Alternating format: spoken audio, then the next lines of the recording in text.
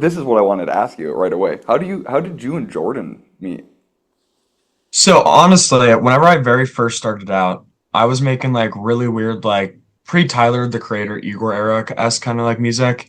And I discovered AJ, who's the dude, he's nameless. He produces like all the instrumentals for the North Pine shit. Okay.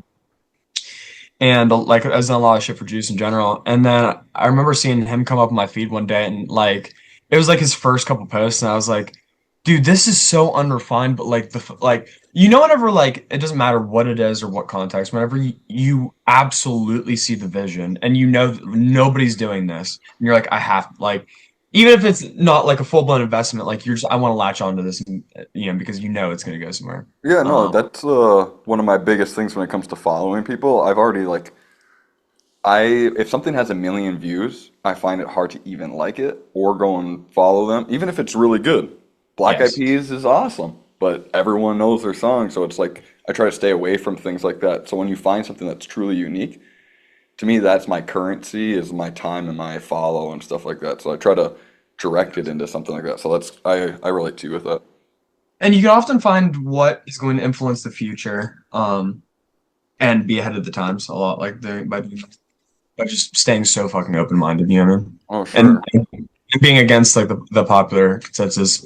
But yeah, as I basically texted AJ out of nowhere, and it was just like, hey, dude, I love your stuff, and like, I can't wait to see what you do with it. And we basically just very quickly became like long distance, like genuine homies. Like we'd only text like once every like other week, but just like right off the bat, it was like like almost a brotherly friendship. And then eventually, yeah, Jordan hit me up out of nowhere and was like, "Yo, we've been considering you for a long time. Do you have any interest in North Pine?" And I took him up pretty immediately on it. Like it's always been something I've considered. Like I'm like terrified of collectives at this point, or groups, or like I won't get so like nihilistic about it, but like no, like I just like growing up, I found it so extremely hard to find anybody to integrate with. And then whenever I got into the music scene, found like what made me different and cool and unique. Then when I got into the music scene, I still wasn't accepted by anybody because it was like hardcore fucking beatdown dudes, and I was the dude in seventh grade with red and black micro braids and like just dressing straight out of mindless self-indulgence and like OG hot topic kind of shit. But Sure. and then like so I basically just accepted the fact that I will like I'm not going to be given a band or an opportunity, so I just became the band and started making the music. I started out as like an extreme like death metal dude. Um I got into music through like emo and shit like that, like post-hardcore and like even like Weezer and shit like that, like alternative. Okay. Um That's cool and that then you like say that you were like, sorry to interrupt you, but I relate with the you wanted someone to put you on, but you had some point where you realized I need to do it for myself. That's why I have all the things that I created, because they're all things yes. that I liked and wanted to be, had the opportunity presented to me, but they never were. So I created the opportunity myself. So I relate to you with that. And even if you literally fill out your like application with every check mark they could possibly want, it's just like it just happens to be that I don't. And I can't even like fake being normal at this point because I've just been alienated to next.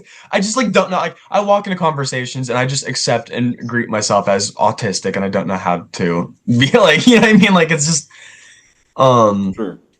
you kind of get what I'm Yeah, going to. no, my Amir for that I could relate to is I'm usually really open too soon, and I think a lot of people live in this world. I don't understand it, but I like will walk into a conversation, I'll hear someone talking about like, oh, my dog or something, and I'll just start with like this one time I was sleeping in a dumpster, and like I'm just really open right away, show my true colors, and that's the same like once you do that, a lot of times it like puts other people's walls up, and then they won't if people won't reciprocate it, then now you're the awkward one because you're too open, and that's But I like, feel like what you do with that, I know I discovered this through like somebody I've been friend like basically like my best friend I've called him. His name's Dakota. I'll get into it, but like he his personality style is like he just cannot not be himself. Like he is just super like he's kind of awkward and weird, but he's just found a way to just like bullet head through it. And like he's so absolutely like humble and just like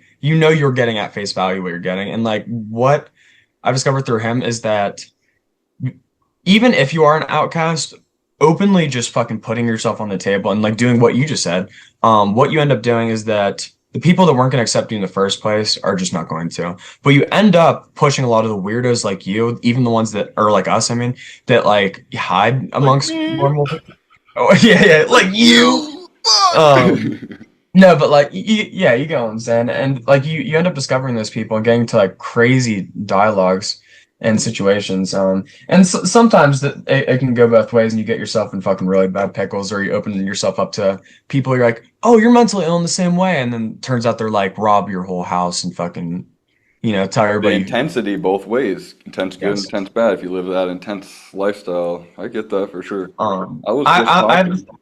yeah, I have the tendency where like I overwhelmingly invest in others and myself whenever I'm like on like kind of a manic state kind of thing. But then whenever I'm in a depressive state, I just completely recoil it. Like I just yeah. Sorry, I my brain is just What's your zodiac? If you don't mind me asking. it is Aries. Aries. Oh, air sign too. Okay. Um, I'm an air sign too, I believe. what makes you bring that up? If you don't mind me asking. Just I was gonna say because I relate to that feeling, and I'm Libra, so I just wanted to see if it had some sort of correlation with the two sides of a coin. Some Yeah, people yeah, yeah. are more rounded, and other people are just two sides of a coin. I'm like the whole spectrum, but there's certainly fucking like shotguns out, in one direction or Sure. another. Okay.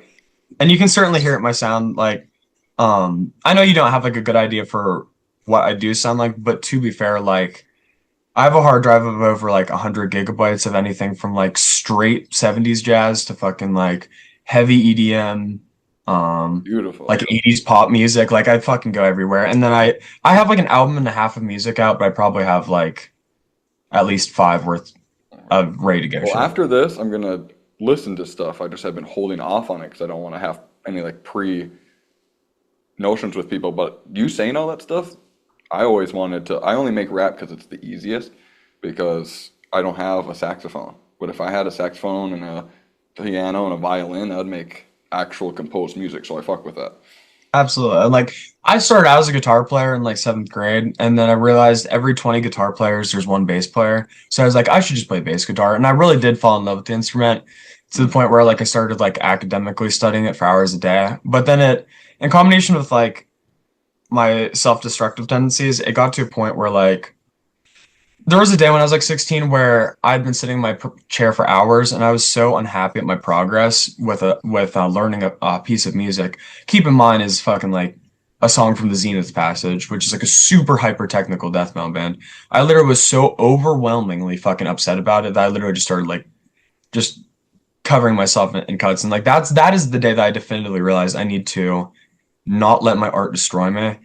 And the thing that really cemented that is like whenever I lost my grandma, because like the 2 years prior to that, the only real opportunities I got to see my grandparents were on weekends. But I purely invested like I'd get picked up from school on Friday and then I'd come home like Sunday afternoon, and like literally I'd go to my friend Dakota's house and we because at the time we'd started a st recording studio together.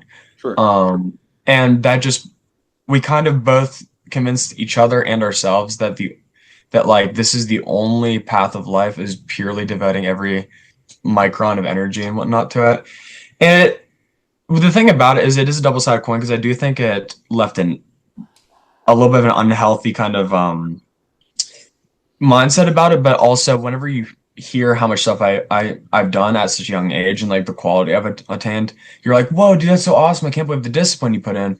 But you have to also understand that I've become a social reject. I can't operate in romantic relationships. A lot of fucking, I lost the last 2 years I had with my grandma. There's some other things to go into it. And I also did want to say that like, you want to listen to my music after the podcast. I want to do you the honor of personally sending you my next record that's going to come out. Like, I basically definitively found my sound. Like, I know that, like, what, like, I'm gonna say that a million times throughout my life, but like, I found this combination of music that combines all of the industrial and electronic elements I like from like the 80s to the 2010s combined with hip hop and like it is Mm. hip hop centered, but like there's songs on it that are literally like majorly hyper pop, but then there's songs on it that are legit fucking like have a I don't want to spoil it because like anything I say is just going to hype it up or like you know what I mean because I don't like being egotistical about it, but like there's just some things that like whenever you're done you look at them you're like I'm so like you're humble about it, but you also It's know good what to you be have. proud, especially if you put in the work. Like to relate, even though I still have like barely any idea what I'm doing, my last project was like my first that I actually own. I own, like I published it and have like a record label under it on all that type of stuff. And like that first step, and like again, I will probably say I've figured out my style a million times, but like I feel like I'm actually more lyrically like it just was good and I'm proud of myself. And it's hard, like you said, you want to be proud but not be like this is the best thing I've ever done because yeah. Like the first record I put out was more so just like me learning how to write songs because like I grew up as a metal kid. I literally wanted to just make an album of like, hey, I can legit write songs and like just be experimental and write this album for me. And then the next album was just basically saying like, hey, anything under the hip hop umbrella, I can rock that shit.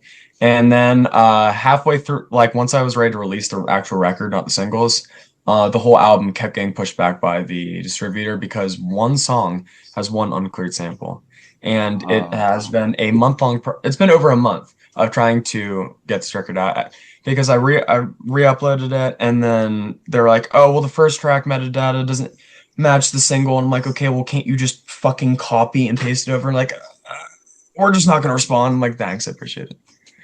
So I'm kind of getting that's to a point rough. where I'm just like, I've worked on it for fucking like since I was like since I started. Like, there's songs on the Kensworth record that I've been trying to release that were made when I started making hip hop, like short, like not too fucking long in my career.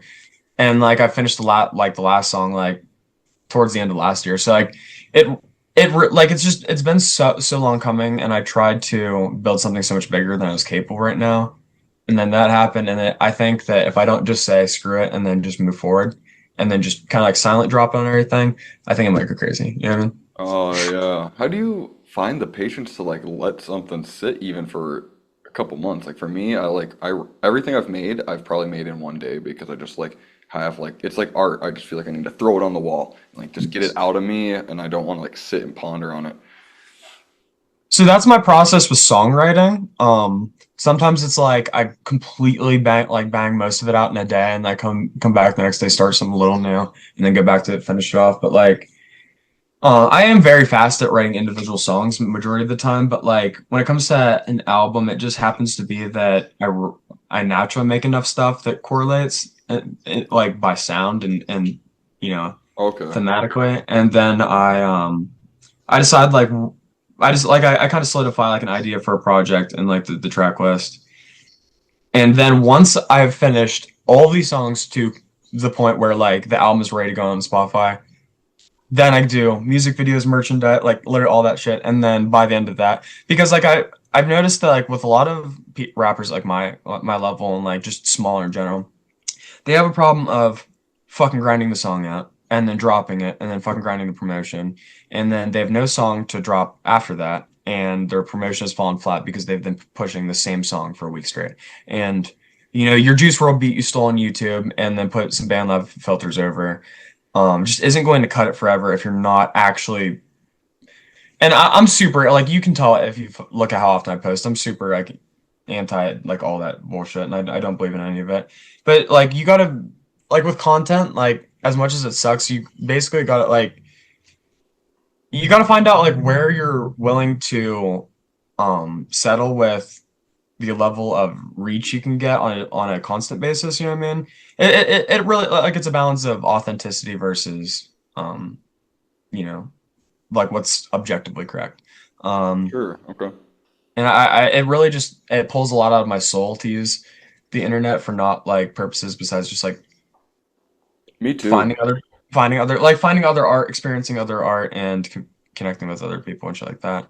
I live in real life, and I'm trying to find a way to develop a kind of music that I can live in real life. And I don't give a fuck about money. If I can see new places through my music and eat moderately healthy, and genuinely leave the most positive impact on the most positive amount or on the largest group of people I can before I die is my goal.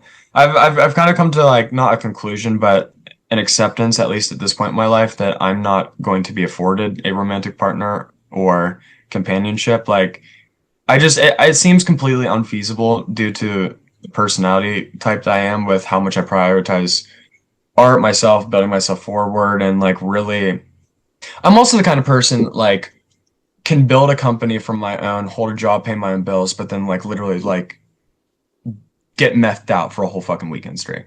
Like that's the thing. Like somebody who's put together is not gonna work right now, and somebody who is, the The more rambunctious side crazy. of it will fucking ruin my life. Because yeah, but Hey, I mean, I don't not doing meth for a weekend, yeah, but I relate to you with like the kind of being in between two worlds. yes. I feel you. I feel like I don't fit into like these people. I'm crazy, and the crazy people, I'm not going that low. I need to be good. Or get like robbed and shit. Yeah, I'm not down for out. Oh yeah, Yeah. I get Um. you. So yeah, I've just kind of decided that I prioritize my family, my closest friends that I call family, and my art to be my pure outlet of or the pure destination of all the love I can possibly generate. And I feel. I mean, I have my daughter, and that's my love and stuff like that. But for the art part, to relate to that would be like I feel like I have a relationship with the muse. That's what I call God, or the source, or whatever. And for me, art feels like I'm like channeling or connected to something, and it feels like in my soul I'm puking when I get really like. There's just times where I'm like drawing or writing and it's fun, but when I like really get into a painting or something like that, and it's like a 4 hour art session, my heart will have this feeling where it literally feels like I'm like puking out of it. And I don't know. That's me as I have that relationship with the muse, whatever that is. like I don't want to like like the Jordan podcast was super extensive about religion, and I don't want to go down that full route, but I do want to visit it because it does play like a pretty significant part in my life. And I also like I don't want to repeat a lot of like your side of that conversation with this one, you know what I mean? Sure. But like I think to definitively know what the hot like that I say like God or higher power, those are the two words I use. And I usually refer to it as him just because it's the easiest way that Americans and whatnot can Sure. yeah but yeah, I think definitively knowing is just kind of is relatively ignorant, and I think ultimately,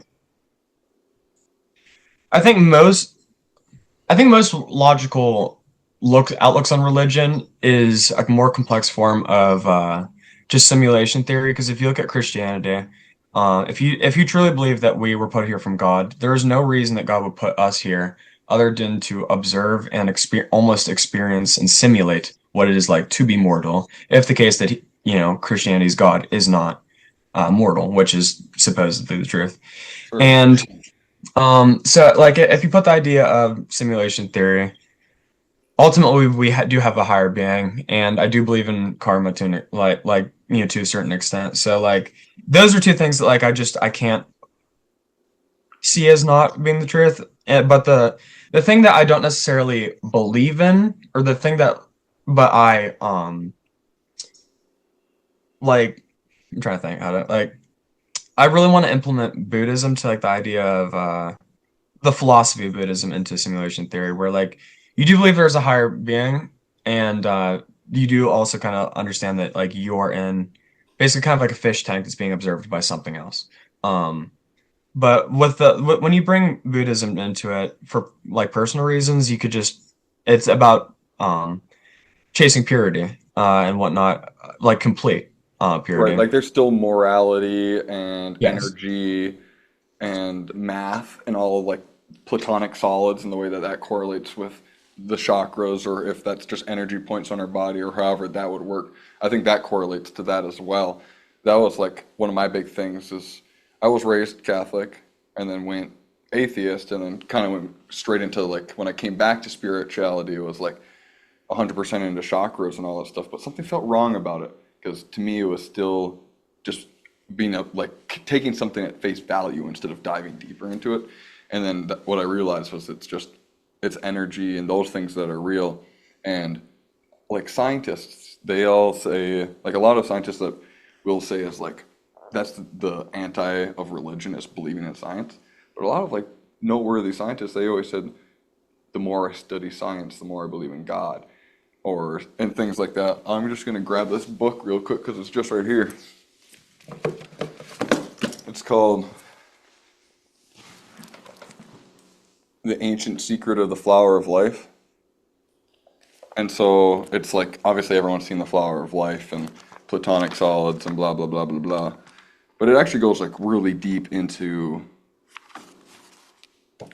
just like how these type of common shapes that we see, platonic solids and such, are in rocks and in snowflakes and the genes in our body and cells and how our bodies are connected. Like everything is geometric. And I think that like for Christians or whatever conformed religion to deny that math or that energy wouldn't be part of religion as well is what always makes me mad. And it's like, why can't those two things live together? And like you were saying with simulation theory, that all that stuff would play exactly into that. Like we've got to a point where you can like smoke cigarettes in video games. Like truly like conceive that. Like if you believe in God, like you believe that without science being involved, that God just decided to make a planet that was capable of getting to a point where a plane that is underneath its plane has created its own simulation where you can do futile and meaningless activities. Like Right. and to not believe in science at all, like and like I would say that even connects with like mental health stuff because like I don't necessarily believe in a lot of the idea of pharmacology and like the way it is majority of the way it's presented because I because it sells it what it does is identifies people that are having a problematic or they're having problems or difficulties and what they do is they're like is instead of simply saying um hey, you just operate, differently than an NPC.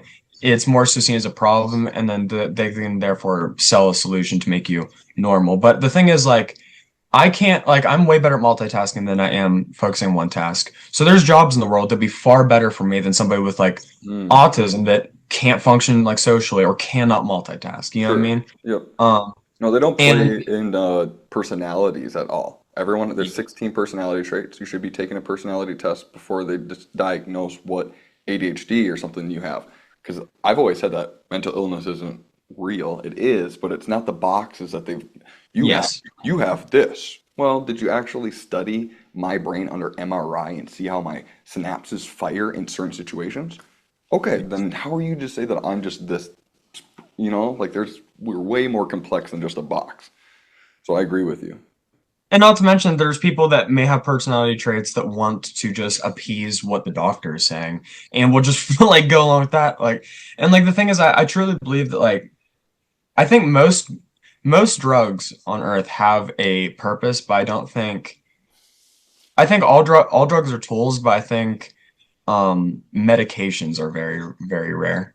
Um, like I think that I think there really is a use for just about any drug that can be applicable to a be productive. Um, Hell yeah. you know what I mean? Kind of like stuff like that, but like not necessarily to say that I do. I really truly chase living the human experience to the fullest extent, and I um have a deep hole in my soul that combines very nicely with uh you know some extreme usage here and there. Here and there. I know you've talked pretty extensively about that in the last one. So like, that's also another thing that kind of like made me want to hop on like is like how well you're put together and how well like you have gotten like you know what I mean like you're very like you're at a point in life where at least from my perspective, you look like you've gotten your shit very well together, and like, you know what I mean? But then like the stories are going on. I was like, what? Like I think you said something about like 200 cigarettes in 2 days or something, or like something It fucking. was 500 cigarettes, I think, in I 2 days. Jesus, It was one of those whole boxes. I rolled the whole box. I don't know how many are in one of those. What that's is that? What unfathomable. is that? 300? They come in a box of the roll, your own? I rolled the I whole would just, box and smoked them all in 2 days. I mean, I gave out probably 40. but still, like even. I just had a bag of smokes, and yeah, yeah. No, I definitely had some adventures for sure. Oh yeah, dude,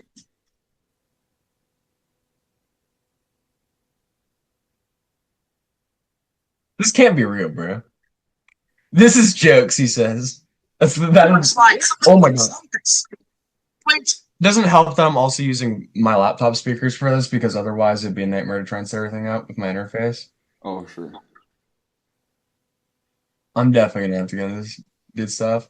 Is That it? reminds me, in fact, yesterday I literally just saw a parody artist called Baraka Flocka Flame, and Oh, wow.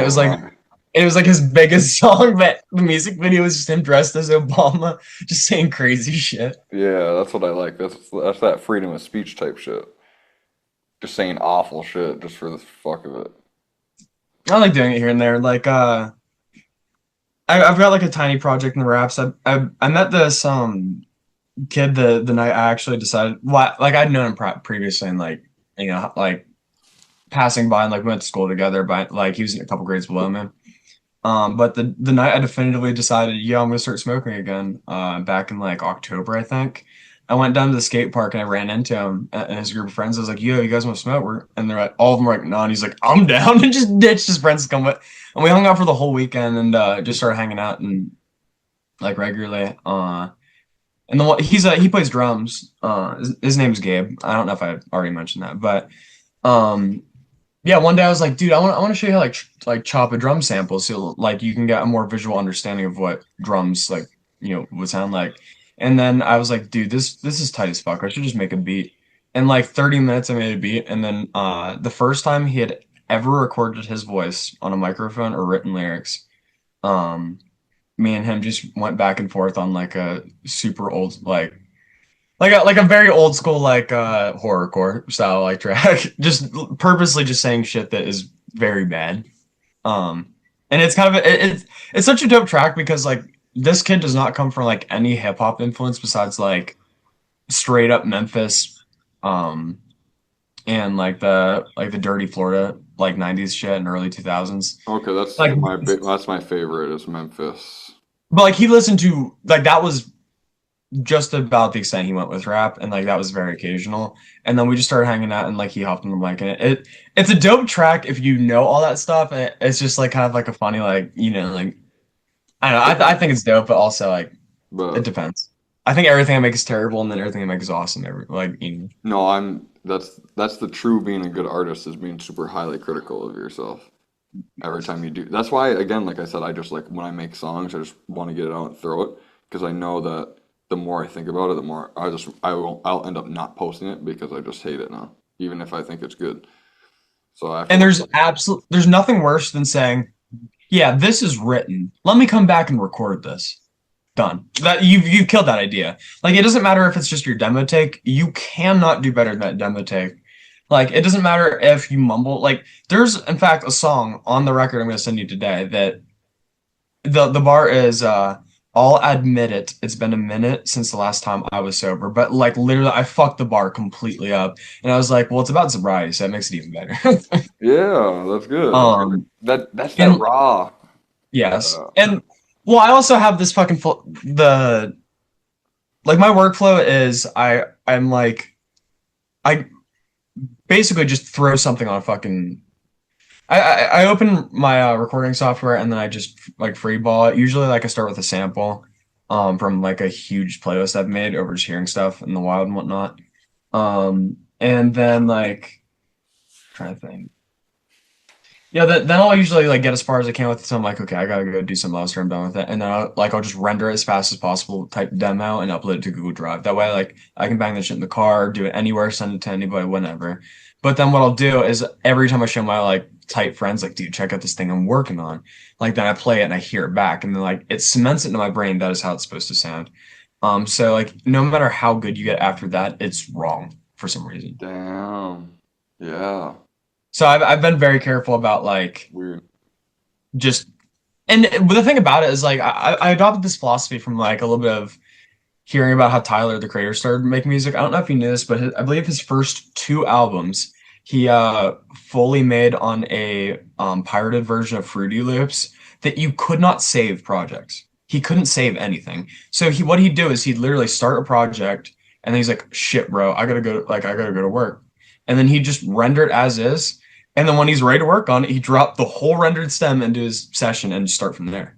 So like the thing about it is that sucks, and like you can hear like there is a lot like there's a good amount of flaws in his old record, but like I truly believe that really cemented his ability, like his decision making as a music artist. Like your decision making is so important as a fucking artist because like I could give Kanye every song on my entire discography, and he'd likely have a completely different vision for every single record I give him. You know what I Mm. mean? Yeah. Um, so like it's all subjective and whatnot, but whenever you've made something you're subjectively proud of, or like whenever like it's to a point where like that's cool enough I should show somebody, then that's whenever like you really got to be careful about over, what I mean? Especially if you're feeling that in the moment. Like I remember like I did for kind of some more context, I made like throughout almost like most of my high school experience, I dated the same girl consistently, and I've made fucking probably like um flash drives of music about it. That's besides the Yeah. point. Yeah. But no, towards the end of that of whenever we were going to break up for the first time, I'm emotionally and I was incapable of understanding how to express it to her, and I felt it so deeply that like it was just gonna be a crushing feeling, and I couldn't like face it. So I made a whole song about it, like all the bars, everything in a chorus in one day, and like to this day, like whenever I play that song, people fucking actually give me props. That was like the first song that other people said was fucking good for me.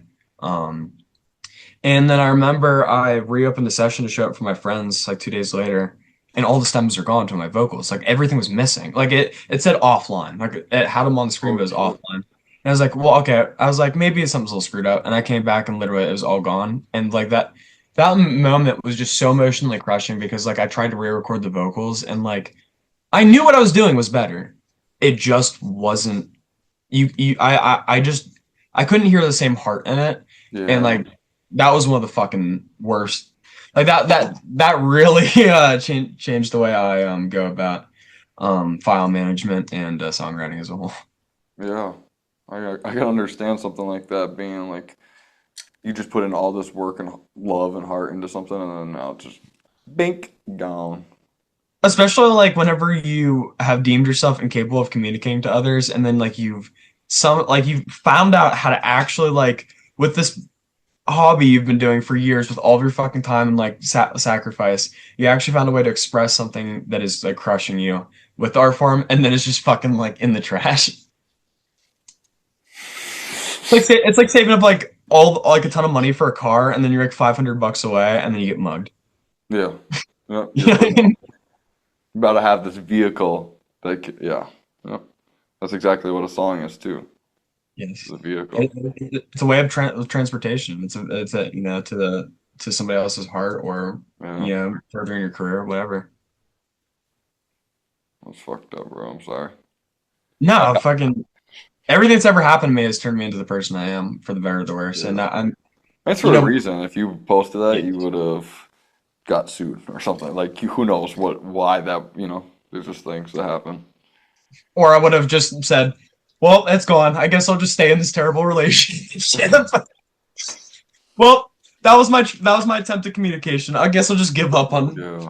No, I feel you with I'm not gonna say that I'm incapable of communicating because here we are, two people having a podcast talking about Yes. stuff. But I definitely find that my songs express things to myself that I didn't even know. They're my little one-on-ones. They're my therapy sessions that I have with myself that I don't even realize until I listen back to the song 5 years late, or not 5 years later, but 2 years later, I'm listening to some of my song. I'm like, I didn't even know I wrote that.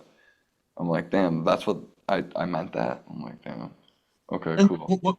you saying that actually made me think of this. Like earlier at work, I kind of thought about this. When I was really dissecting bars and like kind of just trying to like piece them together, like without like a beat or anything. Like if you think about it, I almost feel like a lot of hip hop is really not even with the way it's phrased, saying otherwise, like I feel like a lot of hip hop really is not a communication to the viewer. I feel like it's almost it's almost a you're talking to yourself essentially or having a conversation with yourself in some fashion in a lot of instances.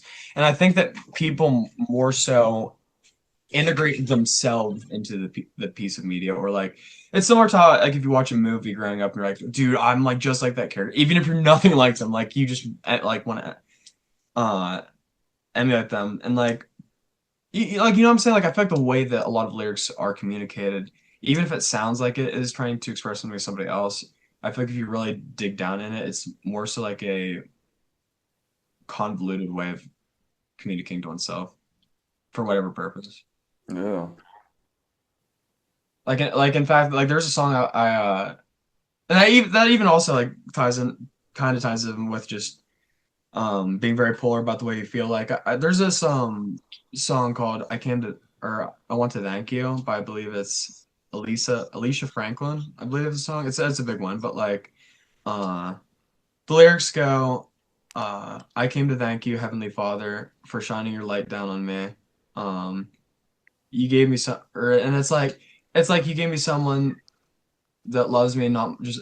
And anyways, it's basically like a song about like blessed, like thanking God for truly just giving you the one of your life. And originally, I wanted to make that song about in a fucked up way, thanking God for giving you drugs and you deciding, and it's like almost a way of saying that I'm never going to find love, or saying that like God has given me drugs as my love interest. That was my original concept for the song. But like after just like even just the way that my brain has rotated today, like I almost want to make it now a song about like discovering that the hole that I'm missing is self-love, and the only way I'm going to find that is through self-love.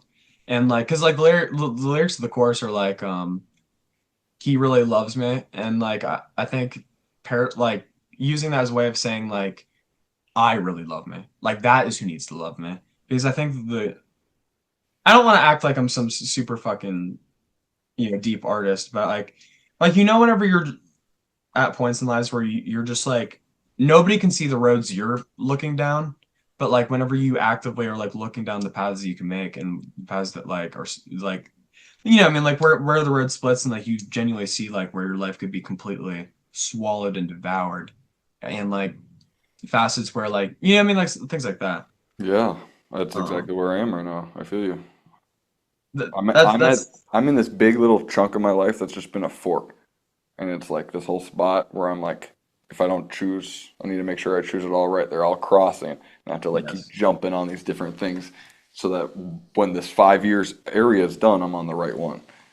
It's like that's how I'm looking at it because it is a lot of weaving back and forth and feeling all the sides and the person I used to be and what I want to become and all those things. Because, like you said, there's the thing that could devour you, and the thing I've noticed and the biggest thing that I've tried to embody is that all my negative traits are my best traits. I just wasn't trained on how to like see that. It's the two sides of the coin. So pillage and rob and rape is provide and be responsible and give peace. They're literally the opposites of the things that are like my evil desire are my good thing that actually make me feel better. And that's what I need to like It's, be. What's that? it's the same energy. It's just where you direct Exactly. It all comes from the same spot. And that's what I just realized is that like the mental illness, the boxes we put in, it's the same thing. All of the bad traits are just undirected good energy. It's also just generally trade-offs to everything. Like I think, and this is another thing too. Like I thought about more, and like I've asked, do you have an inner monologue? Like, do you hear like a copy of yourself to It's like all, almost like bounce thoughts? Did you it's know that a significant portion of the population does not? yeah. That is very common. Like I truly, I don't necessarily believe in the NPC theory where there's truly just fucking hollow fucking husks and then there's No. humans. I think it's more so there is levels of consciousness and levels of potential impact. And Yes. I think that like some people are just more so to be and I'm not saying that anybody has the right to determine who it is. It's just naturally the way that luck of the draw, genetics, everything. Like we can't all be, the fucking next inventor or anything like that. Like you gotta think like the first mutations can like are like what lead to like things like anything from like cancer to homosexuality, but mutations are what led us to get to the point where we can fucking walk on land and fucking eat like you know what I mean? Like mutations are ultimately like trying to say this correctly. Mutations are just kind of like what randomly happens in nature, and the ones that succeed more than the baseline are the traits that reproduce and end up becoming what the following generations will become.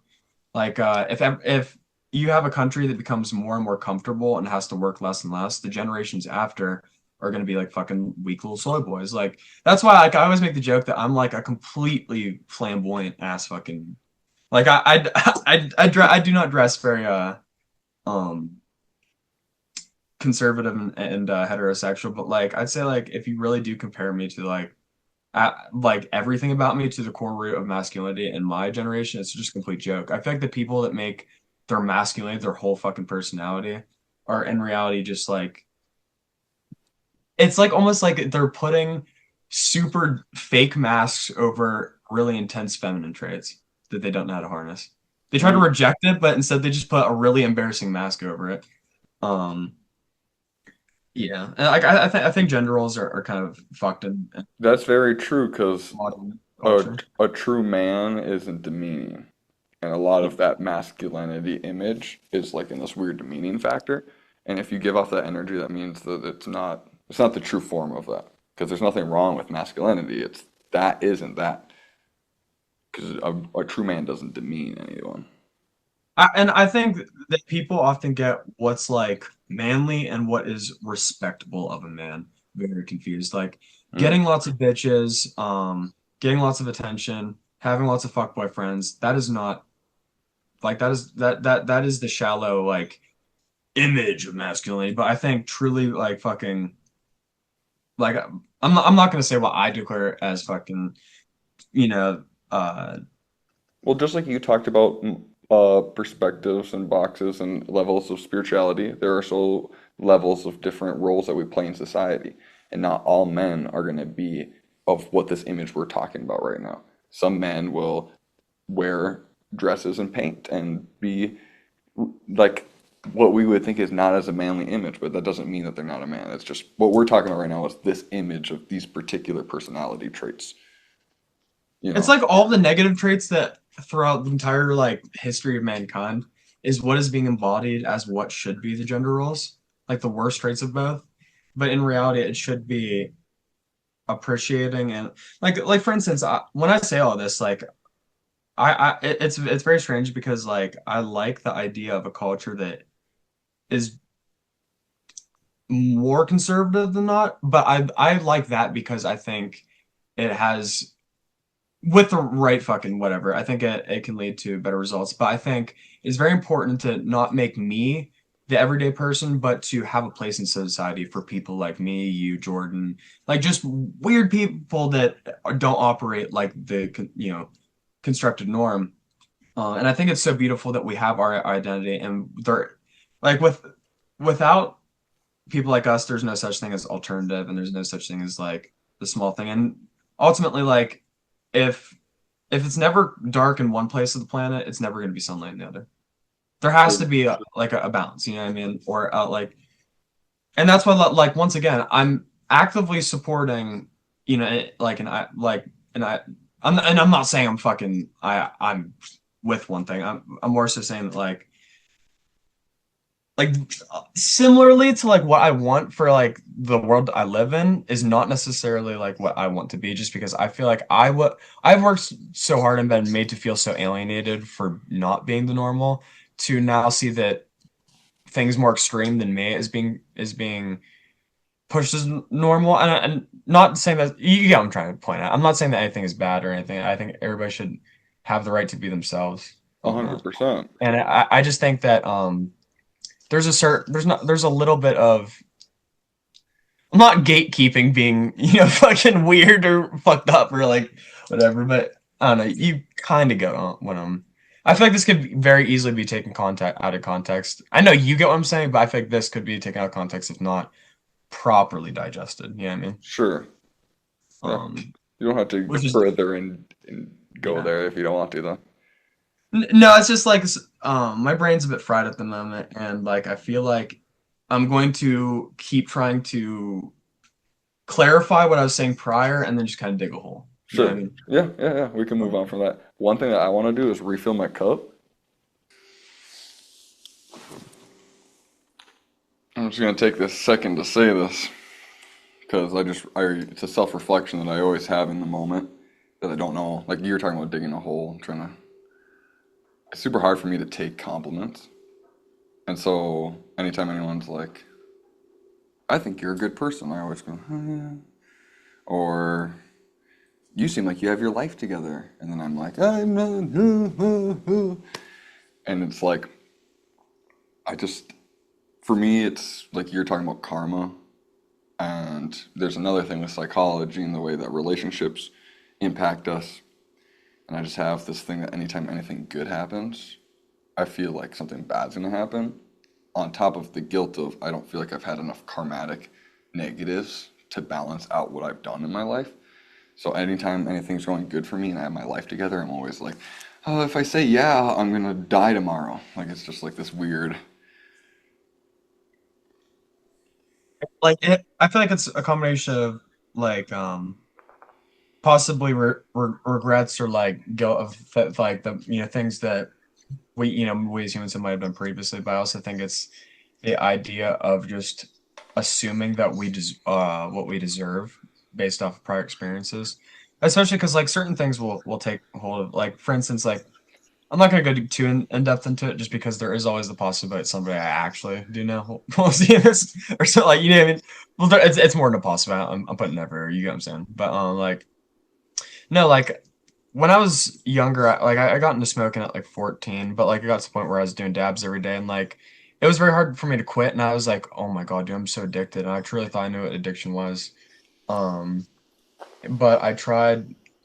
I can't say I've ever gotten addicted or anything, but I did try um methamphetamine, and the thing that is so scary about that substance that I never understood is that it's not how like it truly makes It's the life best thing you've ever felt ever. yes, it makes life perfect, and then it makes everything that was just good bad and until it's not, and it could be weeks, you don't know, like you and it is very like scary, like because like I even just like fucking recognize that like the couple days out like after I genuinely like calculated in my head like how could I afford to like this is awesome, how could I afford to do this on a regular basis, how could I medically do that on a regular basis, like literally Yeah. fully rationally designing an entire lifestyle around the possibility of something I've tried one time. Yep. I always That is tell when people I've done it once, twice, because I smoked it twice in one stretch. yeah. And it was like, I looked at myself in the mirror and I said, this is the best thing you've ever felt. How can you do this? You can't. This is why people ruin their lives, because it's the best thing in the world. And all the people right now that are judging us, 65% of the population takes Adderall. So you guys are all It the same fucking fucking people too. and that's the philosophy I took when I tried Adderall it. makes me so fucking good. I'm so fucking hyper. Everything in my life's perfect. Yeah, Yes. me too, But buddy. Me too. I get it. the first time I tried it, um, no, This is yeah, the first I time did. people on the podcast see me really get heated about some shit. No, the first time is at a metal show. I went to see like Peeling Flesh and a bunch of other fucking crazy bands. Um, but like I think there's so much physical exertion. Like it was kind of like an ideal scenario to coast out of it. But I think that's why it didn't cement it to me the first time because, like you said, the two times in one stretch, when I did that, especially smoking it, that is like whenever I fucking realized like how easily this can Yeah. grab your whole life and it's gone. And like because I know somebody that is very productive user of it, Yeah. but also if you compare it to the lifestyle that I want and things, definitely not. And it's also the idea of like if you compare like just because 5% of alcoholics have a great life doesn't mean that alcoholism will benefit you. No. 100% Um, not. and It, and definitely and finding things like that whenever you've basically like for context like that last like the ex-girlfriend I referred to earlier, like she basically cemented it in my mind that I want absolutely nothing to do with romance, sex, anything like just not only terrified but unattracted to the idea for a very long period of time because yeah, I'm not gonna go to a whole therapy session, but she spread a lot of terrible lies about me, is what I'm going to sure. simply say yes. And then we got back together. She went back on it, all of it, and then we broke up again. She did it, and then the third time she stacked more on top of it, like it, Oh my. and it just like to spend moments when you look into somebody's eyes and hold them like fucking skin to skin contact, and like you fully like you see lifetimes and a bond that like you truly believe like cannot be recreated. Like I don't know, just growing up and seeing such a perfect relationship between my grandparents, like I literally saw that future in her eyes, and to have somebody do that to you, especially considering the fact like I never said, even when she was vehemently like advertising just awful shit that it was just completely heinous in a lot of regards. I still like didn't even go out of my way to tell people the truth about her, the true negatives about her, because I don't like investing in negative energy and like truly as well as like Sure. I when get when you that. when you when you truly love somebody, I don't think that that is I don't think that there's I think it's possible, but there's just certain things that absolutely cannot be forgiven. And like Oh, there should be. We I let too think much stuff go as a society, for sure. and I think that the relationship can be real, but I think your perspective on what the other person's connection to the relationship can be very distorted. Yep. Because though you know like what your future and how you feel about them is, and you know that they express exactly like the same kind of sentiment, their interpretation of what you're expressing is could be a whole nother world, and you might not know that for years. But I've I just like definitely been the. between that experience and like just the general state of culture and society as well as like how much I prioritize my family and my music, like I just run. I run from Sure. I like how you were saying the like obviously you changed it and it's not how you truly feel about it, but the drugs, like thank God for the drugs because that's your love or whatever like that. I think, and then we were talking about like it's the best thing ever. Learning how to be able to have a balance in that world because there's so many different types of uh what would be the word for that? What do they call that? Nootropics and all these mind altering substances that are vitamin B17, like just things like that that you can like incorporate into your diet on different days. And I think that another thing too is like you can find God with mushrooms. And I think that that should be part of doing that. And I think that daily consumption of anything, that's the habit and the box that you put yourself in. And so you can have a good relationship with the muse through different mind altering substances in different sequence so that you're never correlated to something specifically at a time. You can have lion's mane and citric acid to enhance it on Tuesdays, and you have kratom on Wednesdays, and you do your heroin on Sundays, and then you go back to coffee on Monday, like just to have a what's the different day. scary about that? Like like addiction will take over what you actually know as truth. Right. It will complete like. And sorry to interrupt you because I know you're fucking more than aware. Yeah. You, No, I'm just, you're good to interrupt me. And my last to that is that you wouldn't have addiction if you always had a different drug every 30 days of the week or month. You just had one for every day of the month and you just kept that as a schedule. And you're like, oh, it's the 17th. I gotta do my Acid.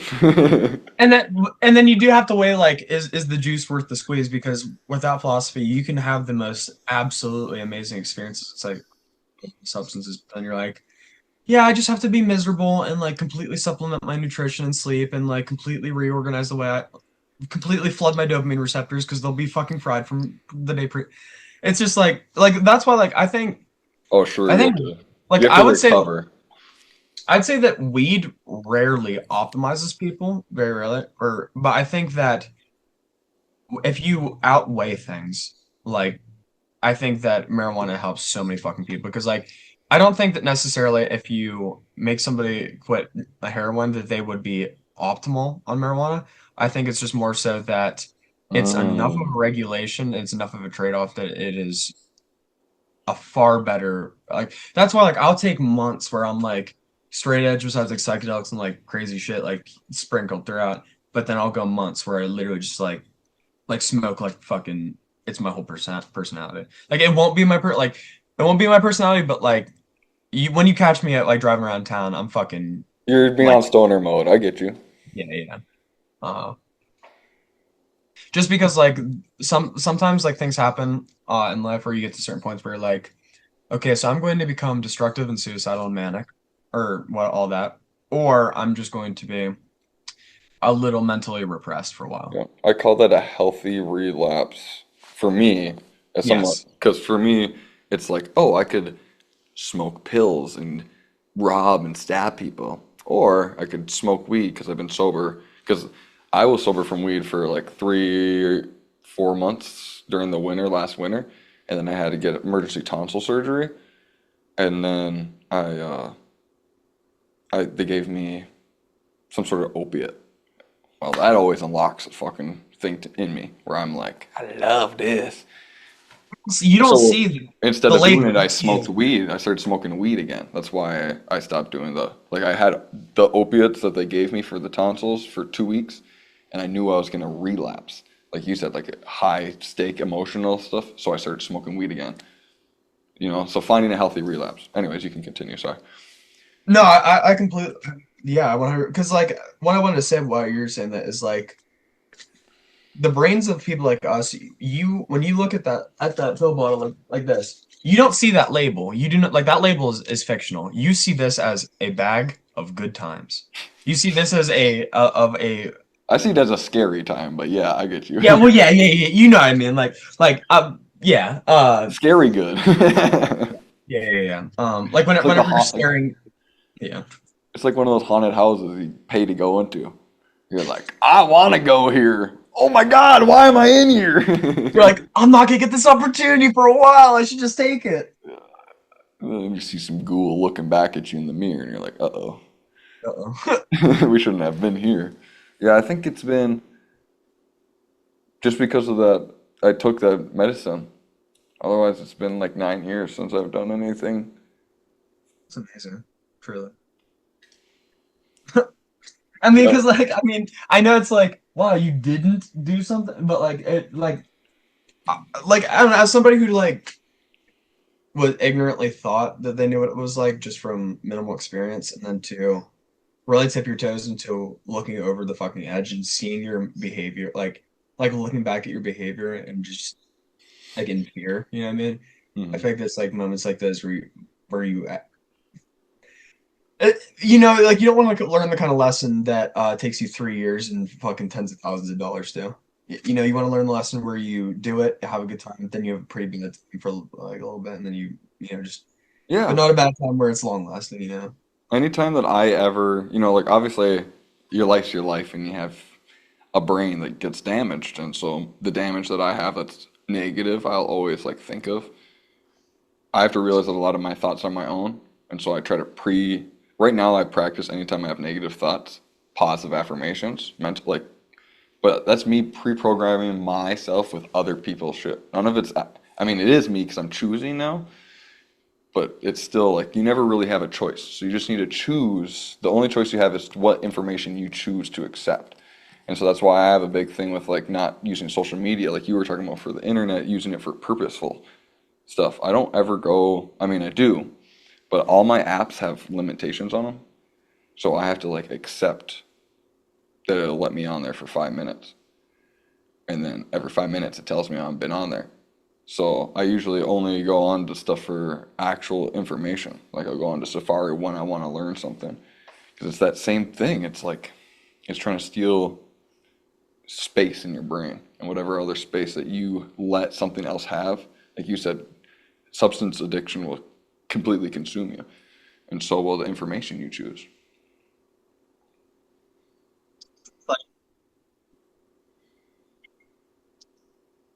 I think if you truly devout yourself to the beliefs of either of any side of any country's fucking whatever, or any specific politician, I think you're quite ignorant to just like to say like you know what I mean like there's people that have been like I think they did a slightly better job than the other side would have in regards to the economy, but I also identify that both sides are fucking evil baby. Yes. Anytime I say I don't vote, I get someone that both sides are getting mad at me. I'm like, man, Why not? You're the problem. all right. No, I think you're the. I think the expression on your face says who's the problem right here. It's No. genuinely like, Yeah, you shouldn't be mad at what other people do. People should just be able to allow. I mean, or just am I think. hurting someone right now? Okay, go away.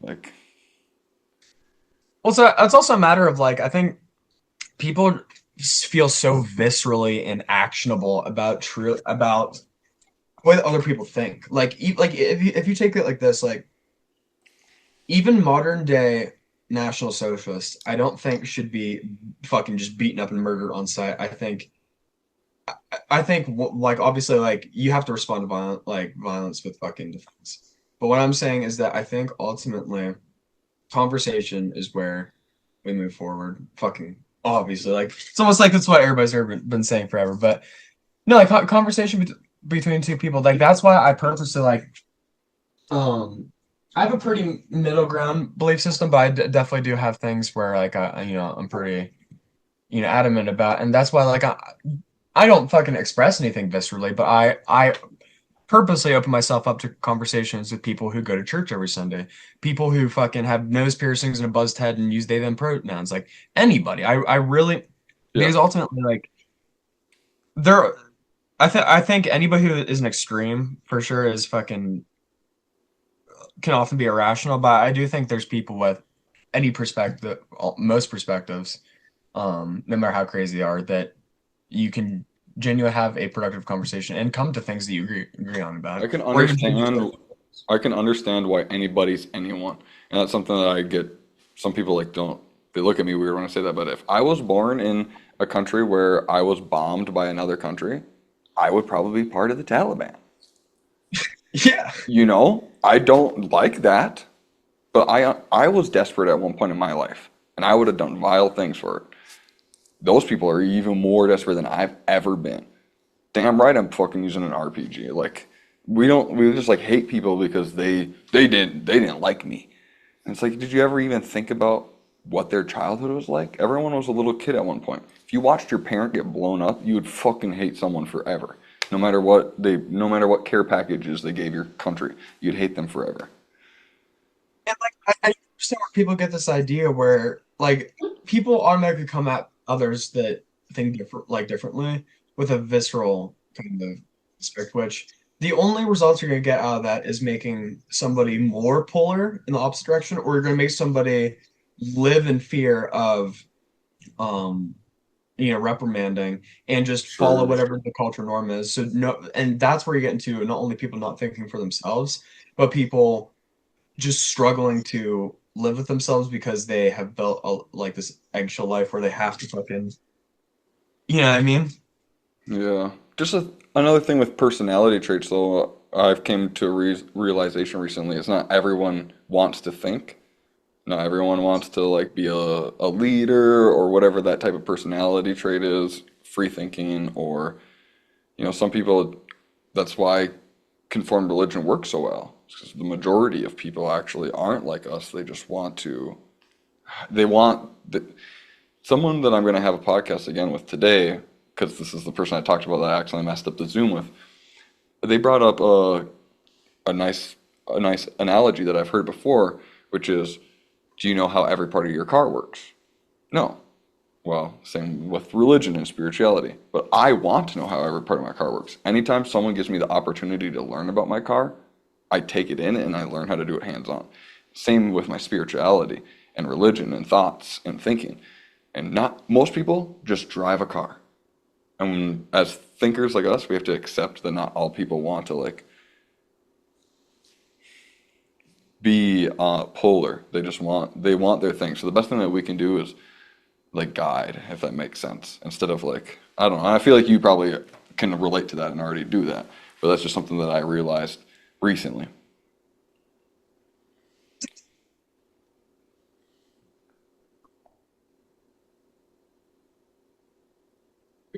Way to use art productively is to influence the youth because they are ultimately like the voice of the future. And when you say that, it could be taken as you want to pollute, I mean, uh easier to I mean, like more malleable, you want to pollute more malleable human beings to have seeds in their brain that are already what you think. But I think it's just more important to try and express and help people deal with the same things that you found through whatever you found. You know what I mean? For sure. I know like it is pretty common for people to be like, well, I had so much struggles with like my mental health and like music helped with that, so I make music to help other people like that. But I really like I want to go as deep as you can go and like in real life force people to experience real life and truly like for instance, I've been to an open jazz club and I've seen like tap dancing in like free form tap dancing in real life. That's something that most people haven't. And like especially my age, dude, like that's something most people will never see. And I feel like actual experiences that are meaningful are being sold now as opposed to just living in a world that has this fucking blank map that you just be like, whoa, what is boba? What the hell is fucking I don't know, like Yeah. what is slam poetry? What is you know, what I mean, like I think living authentically and living in real life is just dying, and I think I definitely think the culture is like definitely making a big swing to try and bring back like real life with how miserable people are about the internet, how polar the sexes are against one another, and with AI taking everybody's jobs. I think people are just getting to a point where they're just so miserable that AK the drug does not work anymore. The drug cannot get any stronger, so therefore people are kind of realizing that they have to wake up to find enjoyment in things again. Dang, the drug isn't strong enough anymore. I haven't It's heard it not. put that way. I'm trying to. Some drug is. Fentanyl is. That is true. No, Those who but found fentanyl, that drug is strong enough.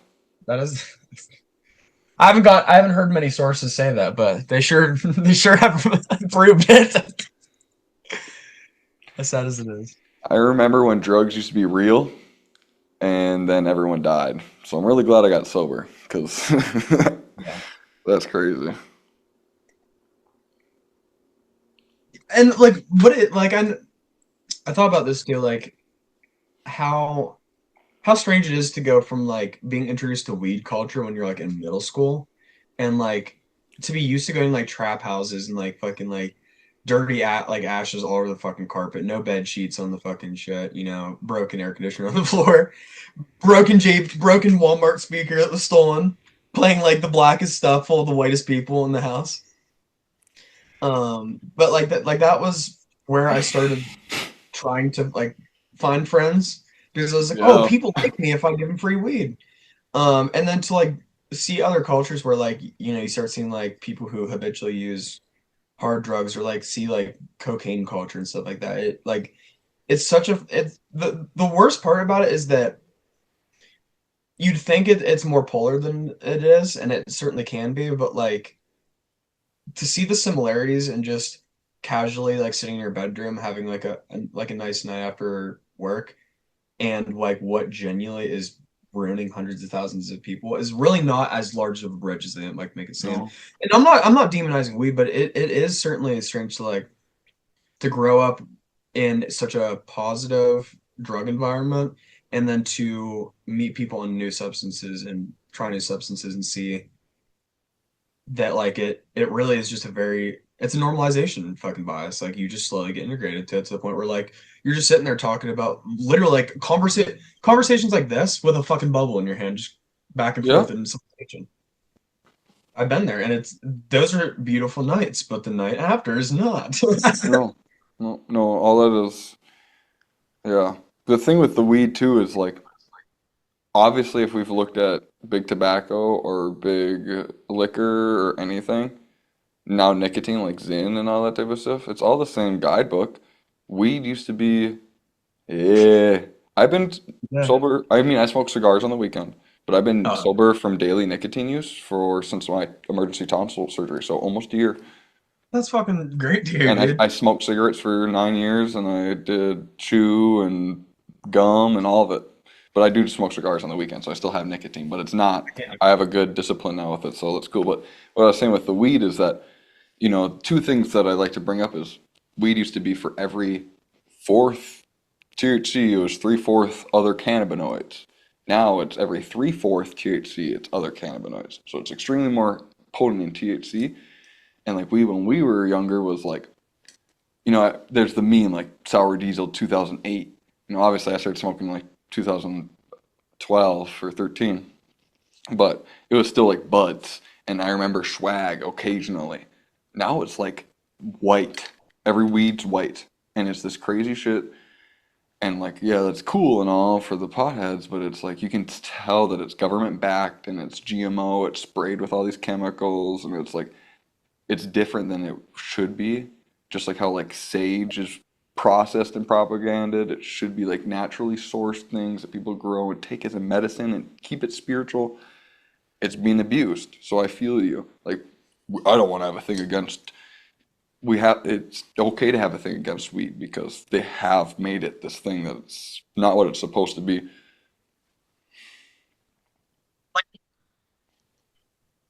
I think I think weed is one of the most powerful drugs. I just think it has one of the lowest ceilings. Like I think that like I think Hmm. there's psychedelic aspects to it. There's like uppers, downers, like all of it. But I think it's just like It gives you it space, but it doesn't give you height. yes, It yes, just gives you a lot of, exactly.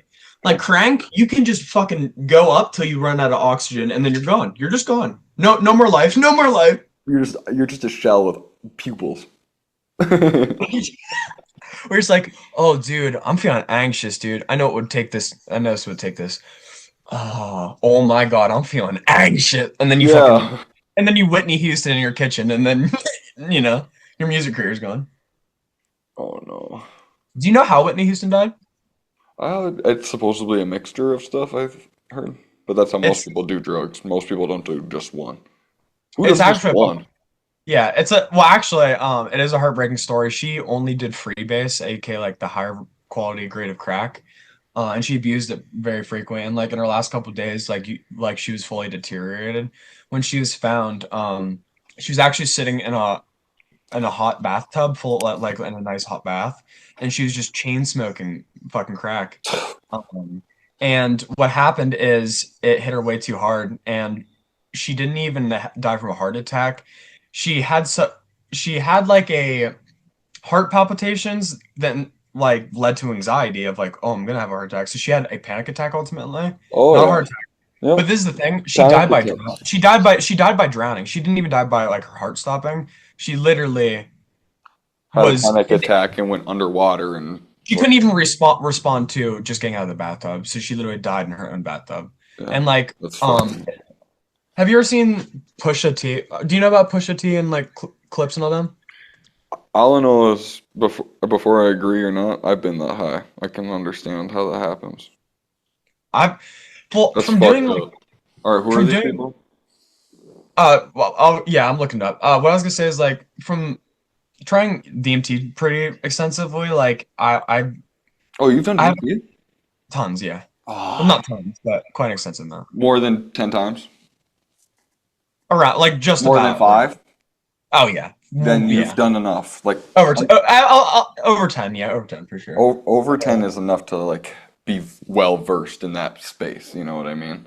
and be able to give decent advice on people trying to try it. Yeah, yeah. If Um, you're under five, I'd usually like it's still super cool to me, and I like to talk about it, but it's not like when you've done more than 10, you usually are pretty well versed in it. So that's I like that. but so I've had like I have a very I You've can't say I'm had like ego death for sure. You've had to let go. yeah, and like I've experienced what it is to die. Like I've Yeah. envisioned me losing life and like watching people around me freak out and paramedics walk around my body and everything. So like to every once in a while like whenever I was you know uh I had like almost like a phantom vision where like I literally for a couple seconds experienced my mom was like banging at the door and like screaming for me like and whatnot, and I was literally grabbing my chest and I was falling over and realizing I was literally dying. And then I just like snapped out of it. I was just standing there. I was like, what the fuck just happened? Like that like that's fucking but Yeah. what That's I was gonna like say my is whole life for 5 years or for a year and a half. I don't even remember all the stories. I need to uncrack that part of my brain. yeah, where I was I just going with had that, 20 flashbacks when you said that. That's crazy. I believe it. I know you know what I mean. Um, Oh but what I want man. to say is like so Clips was a rap duo that like Pharrell Oh, Williams put on. Like Pusha T is the rapper on Runaway. Like he's the okay. feature on Yeah, Runaway by no, that Kanye. sounds very familiar now. So one of his solo records actually Kanye West paid $70,000 to the Whitney Houston estate to purchase a photograph that was taken of her bathroom like when they found her body. Oh, And it's the album cover for it's called Daytona. I don't know how long I can fudge you don't have to because turn it. I can look it up and clip it into it if you want. yeah, you do that. I'll But just yeah, do that. it Here, is Daytona by I'll look it up on my phone so I can see what you're talking about though, real quick. yeah. Um Daytona by Eclipse, you said? it's just Pusha T that one. Oh, Pusha T on Eclipse. I feel like this sounds super familiar to me. I don't know if I've listened to it once and it's just in my head somewhere or what, but we'll see here. Like I'm a great like I greatly appreciate and love Pusha T's music and clips as a whole, but like that album cover, like just the idea of that Is album it cover. just Clips, not Eclipse? Well, that one's Pusha T. Oh, what's the It's a album name? Daytona. Oh, yeah, you're right. I looked up. Sorry, yeah. You're good. That was their duo. Is clips. Oh, shit. You really gotta like look into it, but like whenever you put their whole music career has been about like how they basically established themselves, being in the coke and crack game. That's a lot of their music is about. Oh, shit, Um, okay. As I put on my 2004 cocaine glasses to look at Later, the dude, picture. those are dope as hell. Oh, yeah. The squares she was smoking. Oh, yeah, she got a little. Okay. She's getting roasted up in that. It's like a haunting image when you know the whole story behind it, Oh, but it's yeah, just like no. I've it's just a fucked up picture if you don't know like was happening. You know? yeah, I've seen that sink a lot of times. Luckily for me, I've I always like lived having on a people that don't get scared of me when I talk. I always have to feel like I have this. The internet, I don't care what people think about me. But when I actually talk to people, it's like a lot of times I have to like have, it's not like a tiptoe or an eggshell. It's just, it takes a little bit to know what people are comfortable with hearing from you. So I just yeah. want to be like, hey, like how I talked earlier, I just come into conversations too open sometimes. And then I feel like for the rest of the conversation, people are like, this guy's crazy, but I'll still talk to him. For me, I've done it so many times that I'm just like, okay, so if I don't have a little bit of caught, like I've just definitely like come in too strong to a lot of interactions with people or like trusting because like I'll meet archetypes like my own and be like, oh, I can trust you, and then like I find out that they are a complete snake, and I mean Mm, don't like, they don't have anybody's back. So like I do have caution, but I also like I have the preconceived notion of I listened to the whole discussion you had with Jordan. That's why like whenever I saw that you put like I wanted to do a podcast with you, but I was assuming that I've been planning for a while to either fly Jordan out here to do like a music video and a bunch of music and shit. But that would be thousands of dollars. So like, thousands of dollars. And then the shit. other alternative is me flying out there, which we could get more done, but also I'd be losing a whole paycheck. and then dropping thousands to fly out, Uber there, then live, and then Uber Sure. back. You Yeah. um, As opportunity arises, sometimes things that feel forced don't need to be forced, and once it feels more, yeah. I just and had then yeah, something where I felt like I was forcing something, and it told me no to my face, and then 30 minutes later, it gave itself to me for half the amount that I was willing to put into it. yeah. That's just you have to just it's the muse, it's whatever that is, it's the karma, it's the love, it's the bad. You just everything is what it is. So it'll give itself when it works, it'll work. If it's something that you guys both want and you want, the fruition will come when it needs to. I certainly think it lined up because I like honestly this whole convert like all day I was like I'm so fucking tired. I feel like shit. What if my Wi-Fi's garbage? What if I'm not like socially productive? Like all these different things like that I was thinking about, but like pretty almost immediately throughout this conversation, I felt kind of at home like in the room. Cool. So I do commend you on that. Don't accept it because bad things will happen. Don't agree with me, but I compliment you. You know. Also, I am curious. Do you record your music in that room?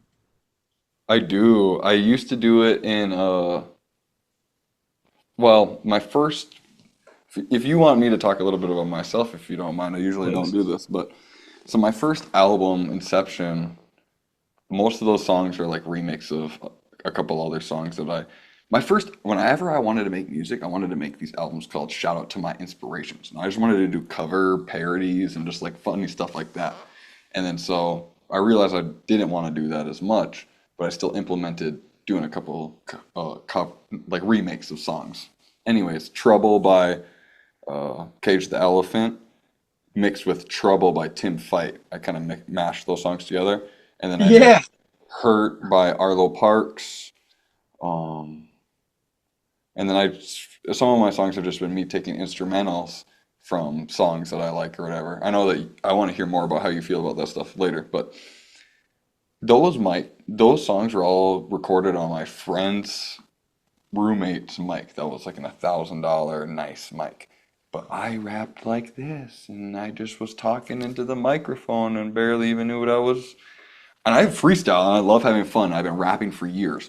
But anytime I get to a microphone, I instantly become like I'm in a box. Like you said, the rough draft. As soon as it's written in, I'm in this little box and I'm trying to talk. Like I feel it's not real to me. But that mic was really high quality. As I've learned how to rap better in that environment where I don't feel natural, but still trying to make it fun and like learn how to be fun in that unnatural environment, I've been using these mics for a bunch of the songs. The same ones I use for this, and then I guess Yeah.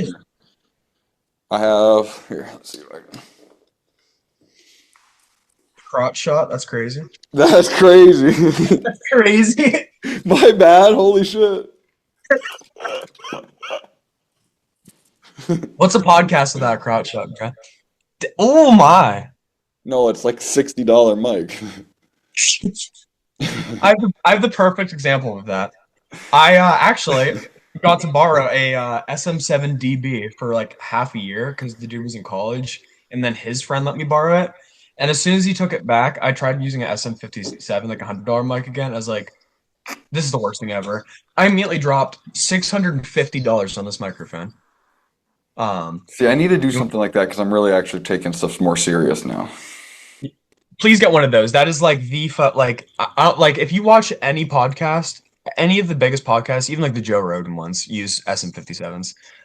It's literally just like across the board one of the greatest flat responses. Like, They'll probably have a deal um, if I buy two because I want to use it for my music too. So, I see what. Yeah, yeah. Do you want to know the best part about it though? I did a lot of music on that, and then when I go to Goodwill, I don't know if you guys have Goodwills there. yeah, I imagine. Yeah, I went to the Goodwill down the road from my mom's house one day, and like I'll buy microphones just as like backup. Sometimes if like I want to have like a metal band practice and we just want to shoot up a mic, I never have to worry about $2 karaoke mic getting blown out. But sure. it's, like sometimes like I'll just scan stuff to see like what it's worth. Like I found a cassette recorder and player there one time that I used in one of the tracks on the album I'm going to send to you. Cool. Um, just and I actually tested that cassette player out by just popping in this like it was a punk band from New York that just happened to play like in my town or local, and their shit was awesome. So I just bought a cassette to support them, and then I was just trying it out. I just hit record and like sampled it, and it sounded great. But this microphone right here, the I don't even know how you pronounce it, the Newer or something. New, yeah, newer, but with two E's. Nower, Dude, this newer, this thing is I think newer. like you get like a whole like pack like you get like a stander like all kinds of stuff if you get brand new, and it's like $60 I think, and I was like okay well whatever, like it was like seven, so either way I'm getting it for the fifth of the cost. The album I'm sending you later is just that mic. Like Really? I've not touched this microphone in over 2 months. I'm not Really? joking at all. Yeah. I I don't think. have this like half a band sitting on a table just collecting dust. It's like the thing I love about this is it has a little bit of feedback, but like it naturally just like you know how older gear like you heard the natural coloration of it, like it Sure. naturally sorted stuff, like whenever you listen to like the Big L 7 minute freestyle with Jay-Z, like it's fucking like it almost like cups like this whenever they're like rapping it. Okay. Okay. But it's the way it's distorted, it's the way like it's just crisp, just right. Like going in, I love how it sounds already. I think It's I like think that that's actually super cool. If a mic is part of the instrument. Same with yes, like how people you would use different modulators for different sounds and stuff like that. Well, in the EDM field, I think that if you know you want to make a punk, you use this type of mic because it's going to be yes, more have that crackle to it or whatever. And if you want, like you said, the cut, then you get that mic. And I think that learning that with your technology is cool. That's one thing that I've learned through my other songs is like, oh, if I would have had all three of these mics in a room, I would have done that song and with this ad lib with these two different mics because it would have made the noise sound a little bit different or something like that. You know what I mean?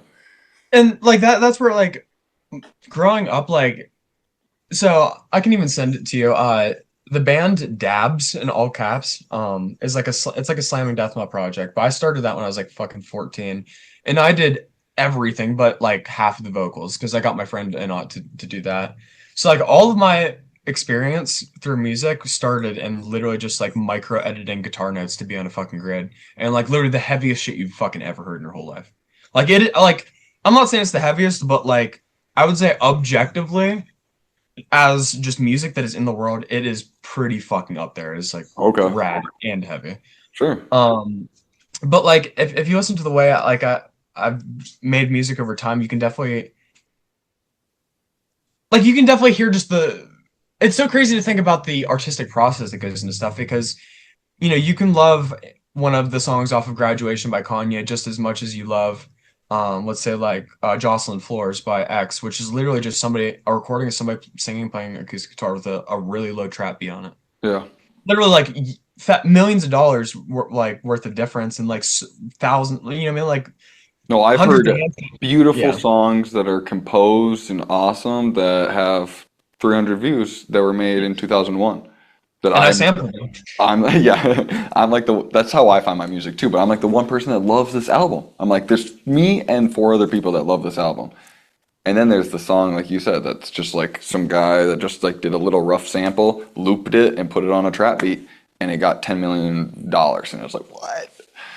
Not to completely break topic, but I did want to say that like from the beginning of this podcast, I've been like kind of burnt out and not in a optimal state to speak, but I literally like the only thing that's been on my mind this whole time is I just want to have this conversation for like till I just pass out, dude. Like Okay, going bet. into this, I'm not in a physical optimal state, but 100% like it is very, very, very natural the fucking flow. And I'm not gonna compliment you, obviously, but no, I do want to say that I feel extremely welcomed and comfortable, and like I don't feel like I fucking love talking, and I like some of my closest friends I feel like are really really good listeners in specific because I think like only really having my mom growing up and her working constantly, the only other person I really had like when I was like a kid was just the dude that was beating her up and like eating my snacks at the house.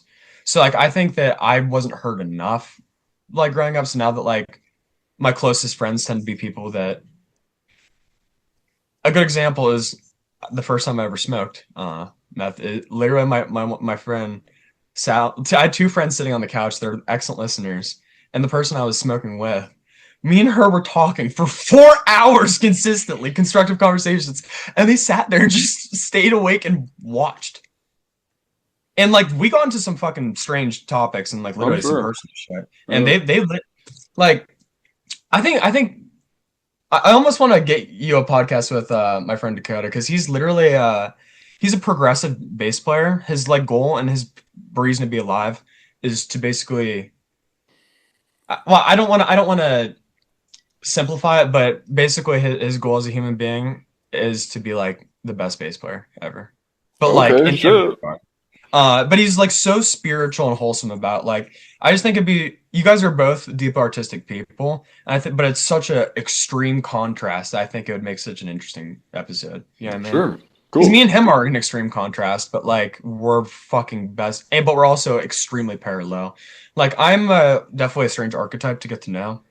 Um, but like once you meet him, you understand where a lot of it comes from. Because I grew up with that dude a long time. Cool. And shit Okay, like so you that. guys have lots of rub off on each other. I have one friend where a lot of our like our we both studied etymology and we like words and we kind of created a little bit of a language. And so only if you know us will we say these specific words in this context. But Yes. no one else will know. So it's like certain things, it might not be like that, but for you guys, it might be a mirrored behavior or something like that. So I could see that. That'd be cool. Like I'm you, down. yeah. He's the only person that I could confidently tell literally anything, like anything. Good. Okay. Um, that he's the only person in my whole life where like not only have I not felt like the pressure of like what he's gonna think or what he's gonna feel or like how it's gonna weigh on him decision to making, but like he genuinely is just a support person that wants the best thing for me, that is always willing to at least just be an ear if I tell him I don't want any good advice, I just want to tell this to somebody Yeah, or just vent this to. sure. Um, but That's cool. but where I was ultimately getting back to that is like there's a mutual like desire to hear the other one speak in this conversation. I feel like also sorry if my eyelid is twitching. If my left eyelid feels like it's twitching. As you said I that, mine did. That's weird. That's very strange. Um, dude, I feel like I'm having a heart. Ah! um, is there a specific thing that you would like to cover next, topic wise, or like if not, I do have something kind of on the back burner at some point. You can bring it up. Yeah, Um, yeah.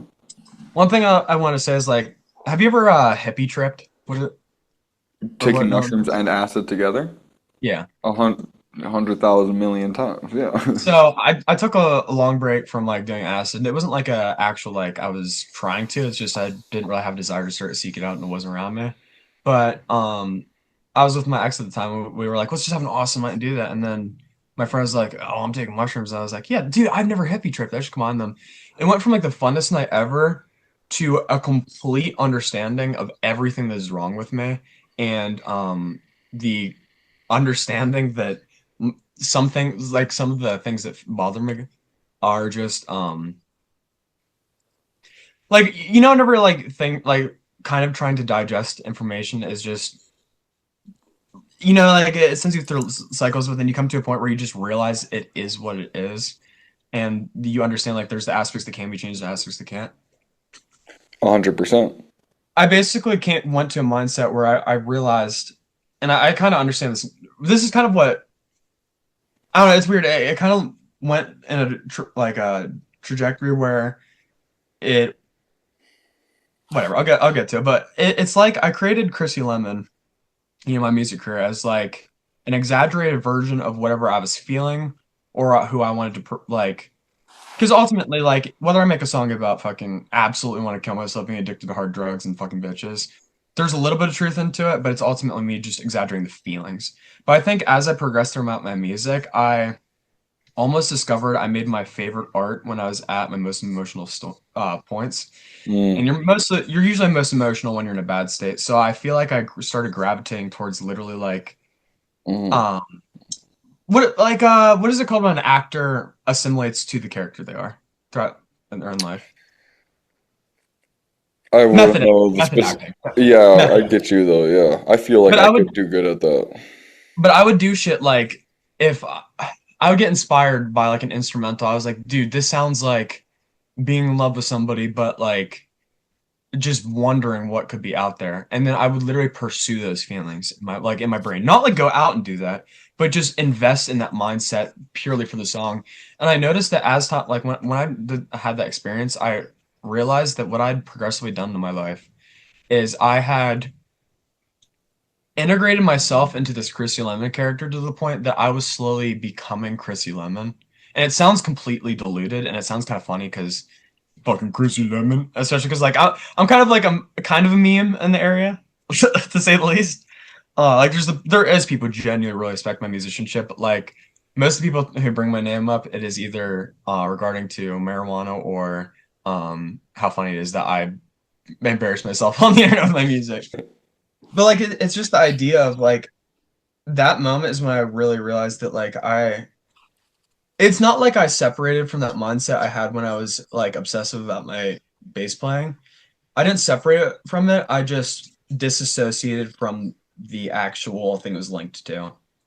I feel like this feeling's kind of diversified, but ultimately just latched onto different things. And I don't think I actually like took the time to separate myself from the that stuff. And I think just through great like loss and a lot of fucking just bad things happening and whatnot, like I really started valuing the time I have on this planet more and like because I would always be like, I'm not gonna buy that record. I'll just get it from the artist whenever I'm at his level. You know what I mean? Like or like I generally have that mindset. I'm not gonna go to dude. I don't have the money to I go see my feel favorite. you. I'm a crazy person I'm too. like I'm just like I'm never gonna have the money to save up to go see my favorite rapper. I need to just invest all my money to the point where I can just open up for them and go to see them for free. But then what you do is you spend your whole life doing this one day, or if I keep, you know what I mean, and then you live in this perpetual state of working, and then you're filled with regret and alone. So like I'm just glad that I kind of didn't.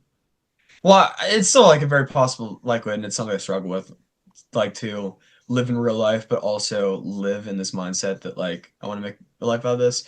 I progressively separate more from the idea of it being a career and more so about being like a spiritual pursuit. Um, to coincide with what I just a semblance of a normal life.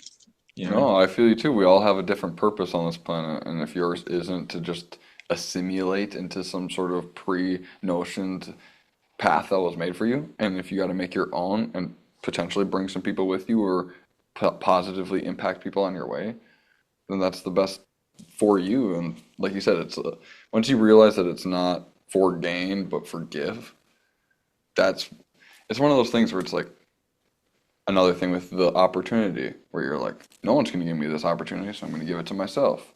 And then something presents it to yourself. Like I said, I almost lost out on an opportunity and it presented to itself an hour later for half of the amount of energy that I would have given it. It's the same thing with that. It's like, it's definitely worth it. It does suck whenever like you know you're capable of building something so much more monolithic than yourself, but you also understand that where you're at in your current point as an artist, you're only able to fully fledge out an idea on your own so far, but you also have the understanding that nobody in your access has the same either skill set that you need or the same vision.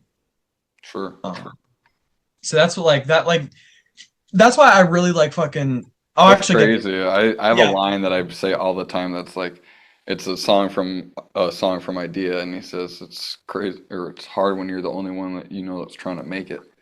And I just like that's one of those things that I really feel like you think that a lot of people have talk, like, yeah, we're gonna do this, and then you're the only one that ever actually like makes an effort towards something, and you're like, damn.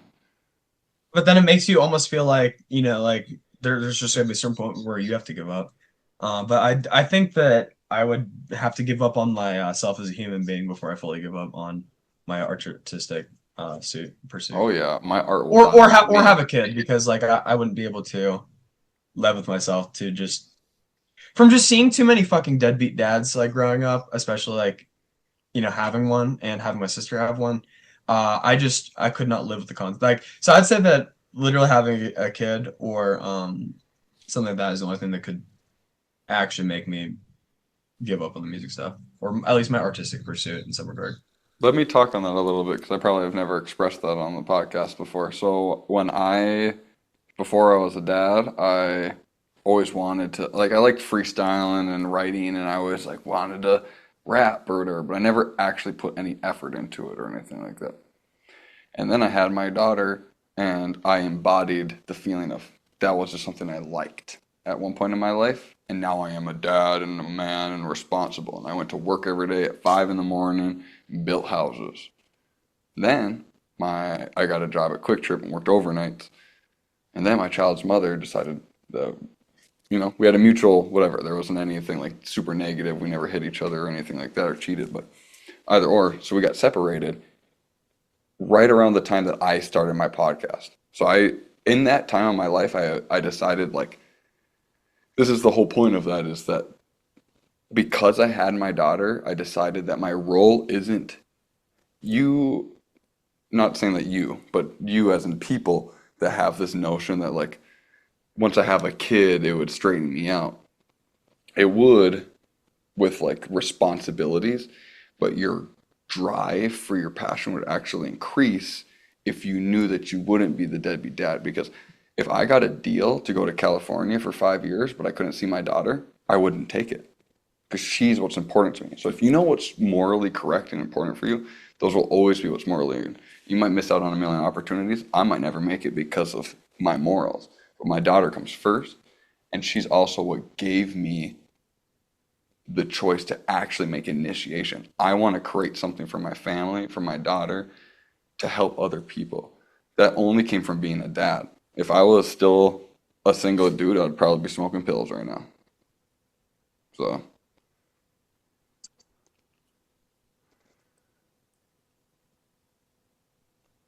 I've seen this in a lot of people, like especially people close to me, like having her was kind of like your definitive time where like, okay, like now it's not about when I want to get fully together. It's like I have to be together. I think once you got yourself in a more comfortable and regulated state, then you realize there's an aspect missing about the art. And then now that like what I'll do is I'll pursue the art till I'm burnt out and my diet is like not anymore. I would do this though. Like I pursue the art till I haven't slept, I haven't eaten, or I've just eaten ice cream all weekend and I'm fucking dying and everybody hates me. And I ruined relationships with my girlfriend, but at least it's the best album ever.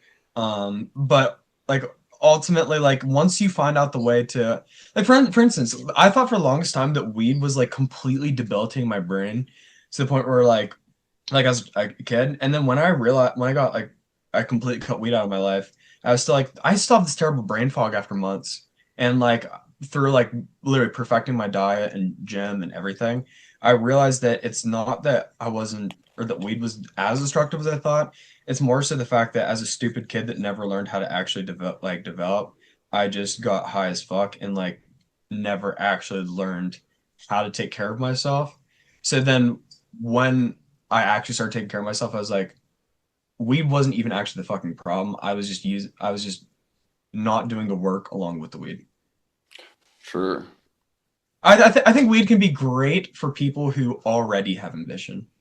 And I think that ultimately I think it kind of in a lot of cases just accentuates your work ethic for a lot of people. Yeah, no, weed has always been whatever season I'm in my life, it's either good or negative. And so when I've been in positive seasons of my life, weed has been something that has been positive. But when I'm in a negative season, it also, it's like in a, it senses it heightens your senses. So whatever your senses are, we don't, like, obviously zodiacs and all this stuff is like put into these categories, the same as the boxes that we all put stuff in. But the way the moon and gravity and energy and stuff actually affect us. And so will our seasons. So if we're in a negative low because of our environment, and then we like open ourselves up to even more negatively with a spiritual portal, you smoke weed and then you're like, oh man, I'm paranoid. But you don't realize it's a full moon. Like things like that. Like obviously weed always causes paranoia. But like there's days and times in our lives where we're even more susceptible and then we do stuff and wonder why we don't like it. And it's like, well, you're just not being like totally in tune with what you're consuming. not enough people that consume it think about is like the aspect of like if I'm in a really good mental state for a long time smoking and then I happen to be in a bad mental state, sometimes you have to decide I should probably just quit smoking to take a step back and kind of like get a better idea of what is wrong. And Yeah. then, like you can be in a bad state and then smoke and then or go back to smoking and then it is a parallel. It's just like I said, it's one of the or it's like one of the most take as needed drugs, like healthy to do wise. Mm. Um, because Take there's as people that needed. All right. because like you can like you can abuse it and still like actually like you get what I'm saying. Like you just have to have an understanding of the substance. Too many people. It's like it's very accessible, and I just think a lot of people are stupid. I don't think that I think there's not as many problems in the world. I think it's just people are ignorant whether it is the system that has built them to be like that, or it is a lot of it stems from like the ultimate system. But I think it's the system for sure. And then on top of that, inherently, we have the different personalities. So some people don't take other things as importantly. Also, how I brought up with the more than one drug. And it's all of them. It's not just weed, take as you need. Once you learn discipline with your mind and your brain and how chemistry works, and you're familiar with how dopamine works and like cortisol levels and stuff like that, you can time and base which drugs would actually enhance your body or be enjoyable at certain times. You're like, oh, I can't do heroin before 1 p.m. because of my cortisol levels. It'll actually disrupt my sleep for the next day and I'll crave it. But if I do it after 9 p.m. right before bed, I'll wake up more rejuvenated. Like learning how the chemistry of your body actually works and all that stuff would be the max discipline on drug use, really. and then you have to like weigh the idea of like, hey, should I like spend like weeks like should I do an entire budget plan where I break down how I can spend under $1,000 on methamphetamine a year, or should I just like maybe just choose not? Maybe I could just not. Maybe instead of opening a Google spreadsheet and deciding how I could put That's real drug brain of me. How am it I? is If I do literally like all of these drugs, then I'm not actually addicted. okay, 300. Okay, if it's 300 per ounce, and okay, if I want to spend under $1,000 a year, I'd have to do 3 ounces, and that would equate to like about 2.2 grams a day. And obviously, I have to take off days, and I have to find out how to like budget in what's going to replace that dopamine in off days. Yep. Figure out how to like hide it from my Gym friend. Like, membership. Gym membership. yeah, gym. I mean, that is the gym membership, dude. Fucking, you know. Yeah, I'm getting like my cardio is crazy when I'm just sitting here at the beats and just like.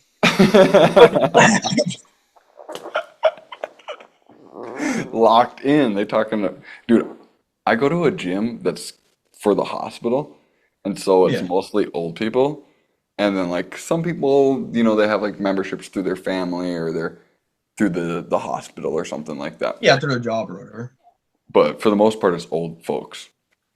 So already being a young guy, I already get more looks. Well, I go there after a spoonful of kratom and coffee and a joint. So I'm pretty fucking tuned up in that bitch. I don't do any illegal drugs. Everything that I do is legal. It's all like kava, kratom, L-theanine. Like I do a bunch of stuff that you could get at the co-op or Walgreens. Like I just like do a lot of research on what actually like helps cognitively. Obviously, I'm still probably abusing things to a certain extent, but it's all legal and like healthy to a certain extent. But I'm locked in when I'm at the gym. I'm fucking hitting that treadmill. These old people will be looking at me. They're like, I love that. That's another thing. Like my friend Dakota, that bass player, got me back into the gym because he's like he's extremely disciplined, but he's also the dude that will like just like fucking at a recording session that he's being paid for, like be like sipping beers and smoking blunts, but like still yielding amazing results. Like DJ events, like what I mean, that's called um real. That's actually what locking in is. People are like, I'm locking in, and then you actually like locking in is like you said, the discipline with the weed or something like that. Like learning what your actual limits are and knowing what you can operate with, what enhances you, what inebriates you. like your fucking grandpa that did like a house worth of shingles in 2 days while sipping fucking that went through 36 Genesees during that. Like we've all certainly been there. That's Well, the that's I can't say that. Cannot say that. precision in the purpose. That's all that is. Yeah. The And I think peas. I think a lot of it is just saying like I like this a lot. Yeah, balance. Yeah, I mean, I like to go super like philosophical constantly, but like a lot of the times I could sum my sentences in one words, just like balance, Yeah, you know. that's literally how me and my friend that I was talking about, like our language is constructed on these like deep things that we came up on acid that would be like social constructs and like archetypes, and we would just call them one word things so that when it would happen in society, we could look at each other and just be like, the mega. And only me and him understood what the mega actually meant. And it was this complex social archetypes where this person's doing these three actions to manipulate someone over here so that they do something for this person so that this person unknowingly knows that this person controlled it, and that's the mega loop. And like we like constructed all these like archetypes, and it's just one word, the mega. No one ever knew. And a lot of it comes down to like communication, like compatibility, like where they're like I think a great thing that like is like how we're talking. I think there's some people where like I'll try to literally just get out one opinion, and like I said earlier, like I'll be trying to like fucking fix up like what it could be misinterpreted prior, and like it ends up just being half as productive as a conversation, just because I definitely don't necessarily have the skill set or the Yeah. compatibility. No, I You feel know? that too. I definitely have people in my life where it's like I feel like if I tried to fully express how I felt, I'd just offend them. Yeah, You know, so it's exactly. it's like you're like over there like I don't act like it's like no no no no no no. You're always trying to like it's never verbally expressed, but it's emotional. Like you never have that complete unbreak of the wall to just be like, yeah, it's think. One type I have great troubles trying to deal with and be like connect with is people who cannot take accountability for their problems or their their predicaments. Like for instance, like I understand when I put myself in situations, I understand my own problems and my own impact on them, as well as the external factors. Uh, and I also fully admit whenever I'm not taking the steps as much as I can. But there's people that like will simply blame everything that's happened on their life.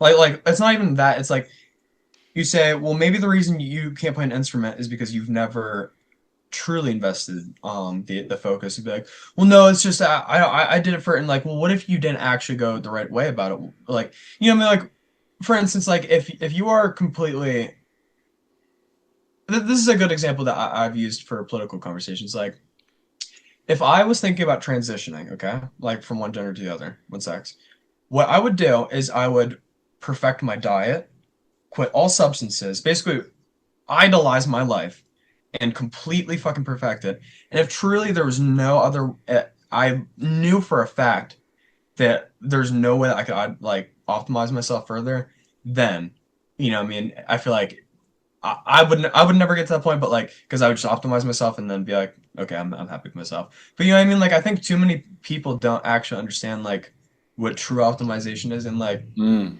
people be like, I tried for 5 years. You didn't try. You just put yourself in the room and still behave the same way you are to this day. But it will 100%. always fall back on, well, my parents, well, Yep, people won't take accountability, but they won't do the like, homework. And then mhm, it's the victimhood too. One thing happened to me one time. This one thing yeah, happened. This person one time, or 100 times, a 1,000 times. And I do get it to a certain extent, but once you realize that that's something that it's a happened, pattern you in need to life. get out of it. You're like, this is something that I've been stuck in. I need to get out of it because I have things that I probably somehow subconsciously still have like a trigger that I'm not aware of. But as soon as I become aware of it, I go, oh, damn, every time that happens, I react in this way. I should fix it. So, like you're saying, you're not perfect, but you are aware and take accountability. And I think people don't do that. And even if they do, they have some sort of underlying subconscious thing that's been programmed into them where they eat a pint of ice cream. So they never even fully had the thought because impulse took over the feeling. So as soon as they were like, oh my God, something else took, they watched porn, they ate ice cream, they smoked 1,000 cigarettes. Like something else took that part of their body that they never actually got to take accountability. And so accountability isn't even something that you express with other people. If you don't allow it in your soul, Like that's where it comes down to. We see these people that don't express accountability with us, but that's a reflection that they don't even do it with themselves. That's what's crazy is when you're by yourself, you somehow can't even like realize you're doing something wrong. That's what's crazy to me. I think it's a more common trait in women to do it outwardly, but then be kind of self-aware on the inside and kind of struggle with it. But I think it's a lot more common for men to just truly be ignorant to the fact. Sure. Um, I have noticed that archetype. I feel like men can often be more straightforward. And like I'm trying to think, I came up with a really good way to say it to my one female friend the other That's the day. lack of emotional intelligence. That's what that Yeah. is we don't know how to make things more complex. So we're just really straightforward Yeah. with shit. Yeah. I mean, but it's like the same with like it's kind of like a thing of like you men play a role, so and so do like windows. So like yes, it'd be nice if every window was completely indestructible, but then you wouldn't be able to see through it. You know what I mean? But that's why we have other things that serve the purpose of being able to withstand anything. You know what I mean? Okay. Different purposes of and like though I think that I don't think gender is a spectrum in the way that it's just an infinite spider web of a universe. I do think it is, like man and woman, like in like a fucking on like a bar and whatnot. But I think that what your core rudimental is kind of where you stand. But then there's kind of like pinpoints where you stretch out into the other side. Like like I was saying earlier about my statement to clarify is like I wake up at 3 in the morning and then I fucking put on neon clothing and fucking cover myself in garbage all day and chain gun nicotine pouches and fucking swear and whatever. But then I come home and I throw a purse over my shoulder and paint my nails and then go to a fucking like karaoke event. You know what I mean? Yeah. Like I think it's just understanding how to express your positive feminine traits and your positive masculine traits optimally, and also understanding like where the boundaries are. Like so, like I think with the internet, some people just don't know when to like. I feel like there's almost two sides of people where there's the people that just don't know when to fucking not talk about what is like happening with them, and then there's the people that like just live in fear of saying anything that actually could be taken as personalization because God Mm. forbid, anybody differ from you. No, it's 100%. I think the most important thing out of anything is being like you are, I'm not gonna say convinced, I don't know what the word would be, but like you are being confident in what you're saying. I don't have to like question you because you're saying it with, you're being true. And I think Yeah. humans know what that is. And I mean, obviously there's the different ranges of spirituality and awareness, but that's the biggest thing is when someone's true.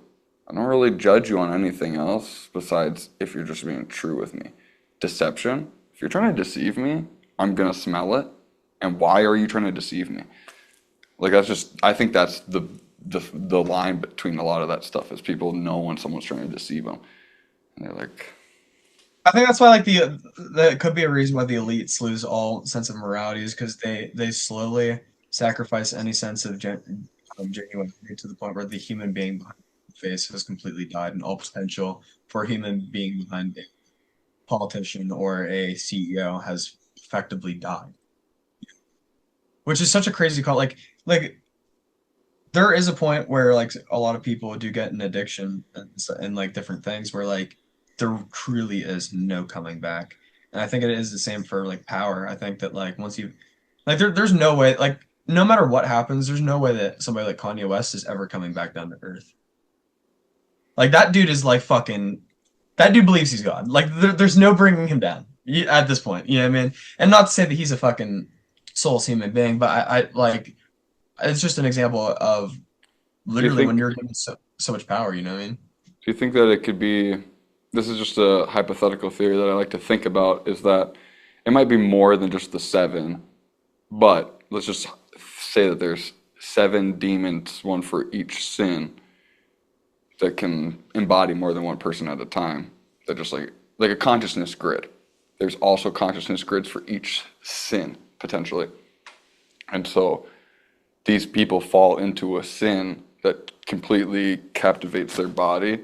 And so they're like possessed. And they're still them, like you said, they're not completely shellless, but they've been captivated by this so much that they're possessed by this specific like for the addiction it would probably be gluttony. Gluttony got them, or something to do with love. Not lust, but another one, like they just didn't feel this, and so they're trying to fill it with this sin. Sometimes like just that feeling we're never going to have the feeling or the physical obtainability of something. Like me and like earlier, like I went when I witnessed romance between two people, like true like bonding between two individuals, like it fills me with warmth, but it also reminds me of like my complete rejection to the idea for myself. And it also does make me like, especially when you combine it with like actual chemistry addiction, like I like it you can like manifestation is so powerful, and then when you combine it with chemistry and trauma, it just becomes like almost definitive until an external, unless you're intelligent Damn. enough that like life will just smack you out of nowhere with it. Yeah. Um, If you're not aware of the literally that three things, that is the most depressing thing to me of people. yes. Not if people will want to argue with me on anything, and I just like bring up anything on those three levels, and if you can't correlate all three of like you It's gotta start over, buddy. awareness is a part of consciousness. Like that's why I said like I don't believe that just because somebody has an inner monologue, they're guaranteed to be more conscious than somebody that does not. I just believe that it's like a check mark. Like it's like a like for like how like ADHD is it like or I don't necessarily believe in the actual like labels like things like ADHD and autism because like they're all spectrums and shit. Right, I but the do, but box of but ADHD. I do understand like saying like I do like the general idea of just a classification of like the general area that you kind of can show tendencies to, but Sure, not you know what I mean like it's not that like it's not that I have like a specific immune disease. It could just be something like fucking I don't know. Sometimes during the winter my blood doesn't pump right or so. You know what I mean that's just kind of an example. it's this Um, picture. See if I can yeah. find it quick enough. It shouldn't be from too long ago.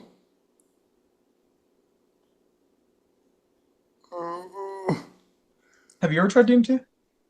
Oh yeah, like 100+ times. That's why I like. It's this picture. I know it's backwards, but can you read it? Hey, ADHD. backwards. No, it works for me. Oh, That's nuts, dude. What? Crack. I am cracked as fuck, dude. That's I'm crazy. on fucking God mode. That's how I feel. I feel like I'm God mode. I'm like, Not gonna lie. I'm I feel like, like I'm God mode. I'm like cracked, but sometimes I'm fucking just like, I'm yeah. Sometimes insane and sometimes God mode. God mode is optimal, but otherwise I'm just on. Dakota's mystic. It's beautiful, that dude. Whenever you meet Okay, Dakota, he's cool. mystic, dude. Those are my favorite people. If you fall in this fucking spot, we're They're good. usually the best people, but like you're just like you have conversation. Like they're the people that you're like, how you're. I've only seen you in comedies. I've only seen you in movies, dude. Yeah, yeah. No, that's truly, I know like everyone's their own person when it comes to that type of archetype like you're talking about. If you're your own person, you're truly your own person. But I always Yeah. feel like I relate most to like you said, the people in movies, like Jim Carrey, like someone that can just like be anyone. Today I'm this weird guy, and then tomorrow I'm ha ha ha. Like being able to embody whatever you want to like that is a true, I don't know. Everyone's their own archetype, and some people, like you said, don't have that. I feel bad, but another thing too is there's still the importance in everyone. Even though we feel like we might have like some weird, that might just be some narcissism or whatever, but someone's a dad, and a dad is the best thing you could ever be to that other person. So like that daughter that's growing up to whatever art or science or whatever her spiritual role is, that role of someone else that we might perceive as just like a cog, if they didn't exist in the role they played, that person would never grow up to their potential. So everyone is like extremely important, even if we like as like artists be like, oh, you don't like art, you just nail in stuff all day. That person still plays a super fucking important role in life. Like us wouldn't be forced into positions where we feel like we have to get this out. And like a good example of that is they're like my mom like my mom loves like the music I create, but like if I stop tomorrow, the main thing she cares about is me being a good son, a good person, and just being happy. You know, it's not about the art. And like though I want everybody to fucking come up to me and be like, "Oh my God, dude, the fucking guitar solo you did on that random song your first rap." Like as much as I love that, like to have people that truly don't give a fuck about my music at all and truly like love who I am. Very, very rare, but it does play a huge role in your life, especially like during like I was saying, like this metamorphosis where you really have a moment where you need to make a change, and so and whether it's better for the worse, it's people like those that really influence you, and like the people who aren't correlated in what you are correlated as a human being. 100%. I heard this. That reminds me of this song, but I don't know if you know like NXH Nephew or something. I think is his name. I don't NPX. know. Anyways, he's some guy. I don't know much about modern. I listen to mostly underground or old school stuff. But he has this song, and he is like, "My mama used to think I was dumb, and my brother stole all my shit, and my other brother think my aunt, my auntie needs to sit down because she's tweaking, and my grandma's the only one that's proud of me." And just like that type of bar, just like it's a lot of the world and the people that you interact with and stuff like that. Like a lot of your closest friends won't like your song, but strangers will be like your biggest supporters. Like the only person that's really reposted any of my stuff has been Jordan. So some guy that I met and asked to be on my podcast is supporting me more than a lot of my like my mom. Like obviously I don't expect my mom to post me talking about smoking blunts. But it's just like it shows the reflection sometimes, you know what I mean? It's like, oh shit. Some people don't, like you said, not everyone sees the roads you see. They see you as like, oh dang, he's fucking up. But I see myself as like this clear path of success. And other people are like, this guy's crazy. Last little thing, and then I wanted to take a quick pee break. I wanted to go over like Do a you just little want more to about. pee first? Well, no, I've like one little small thing, pee break, and then I wanted to Okay. like talk a little more about like actually like the projects I'm moving into doing and like the things to look Bet. out for. The thing I wanted to say is, you said you're really into like underground as well as the old school shit. Like, what do you think about all the not necessarily underground, but like all of like the community around like Dama Genesis, Action Bronson, The Alchemist, West Side Gun, uh, fucking Conway the something, can't remember his name. Like, do you know about like those kind of dudes? So I'm only going to be familiar with The Alchemist and who'd you say, Gun? West Side Gun, West like Side Earl Gun. Sweatshirt, and dudes like that. You know what I mean? Yep, I've heard of all of those people, and Action Bronson rings the most, and The Alchemist rings the most bells. But for me, for The Alchemist, I don't. He's just a producer, right? Yeah, yeah, yeah. Yeah. So He that's used to what. rap a ton, but yeah. Okay, so that's I listen to mostly instrumentals. I don't listen to a lot of rappers because I get influenced by them. And when I do, it's old school. My three. This is my three rap I listen to. Idea and Abilities, Aesop Rock, which is under Rhyme Sayers, and then a bunch of Triple Six. So 100 Triple Six Mafia artists. But that's it. So I either listen to like real, true, I'm gonna kill you rap, not I got bags and crack and like New Day, I'm gonna kill you rap. I'm a white boy is more gangster than half of these people. Like I'm not actually, but it's like I like see these people that have $50 and they're rapping about crack, and I'm like, it just like annoys me because Triple Six Mafia fucking raped people, sampled it, and put it into their songs. They were That is like murder. killing people and smoking crack. That is real fucking shit. So to me, it's like either the realest, rawest, harshest rap or the white boy, super lyrical. Like Aesop Rock's the number one lyricist. So I like, and if you listen to my rap, you'll hear the influence that I get from that side of rap. But the beats that I like the most are like Triple Six. So if I could have Triple Six like beats, but rap like a crazy white boy, that's what I like.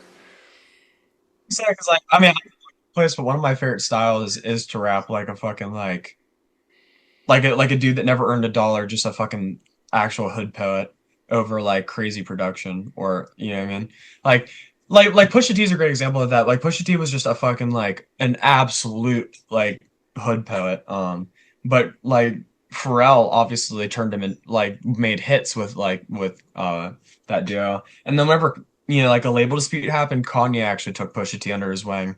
And Pusha T himself said that it's like a whole different experience creating with other or the other because he said that like Pharrell Williams is more like a composer and uses him as a musician like in the ultimate composition, you know what I mean? But he said that Kanye is more of somebody who sees him as an absolute source of just fucking gold. Like it's weird, like he has him just do the shit, and then he takes what Pusha T gives him and turns it into what he sees, as opposed to like building some like it shows that like Oh, I think Kanye is the more skilled producer, but I think Pharrell is a lot more of a collaborative producer.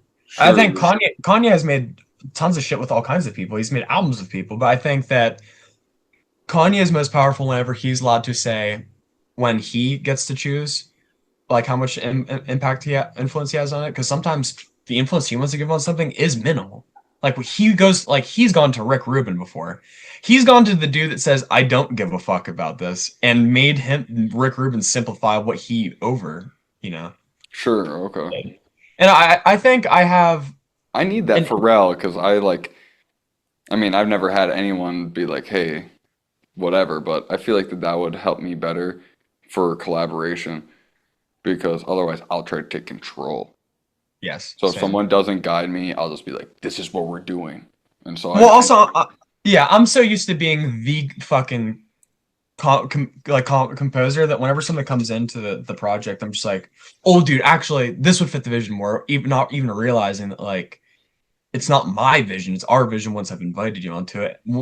yeah, Well, like as long as I've established that, right. and like that's what I love about me and Jordan's workflow is that like it is very free flow, and not to say that there hasn't been like like some communication like that has developed here further, but like how it basically happens is I'll pick out beats out of my catalog. I'm like, oh my god, this is a Jude beat, and I'll send it over to him, and then he'll fucking do whatever he wants with it, and then like I'm fully comfortable with that because that's what he likes. He likes for me to basically like be like the YouTube video kind of producer, kind of like like where you buy beat, you know what I mean? But Yeah, also have the room that like he's like, yo, can you turn on the 808s for like me to do some that would be cool. If you have but then anything that you think that I would work on, that would be cool. Because I've oh never had a yeah, person that's ever been like, I have this beat I've had for 5 years.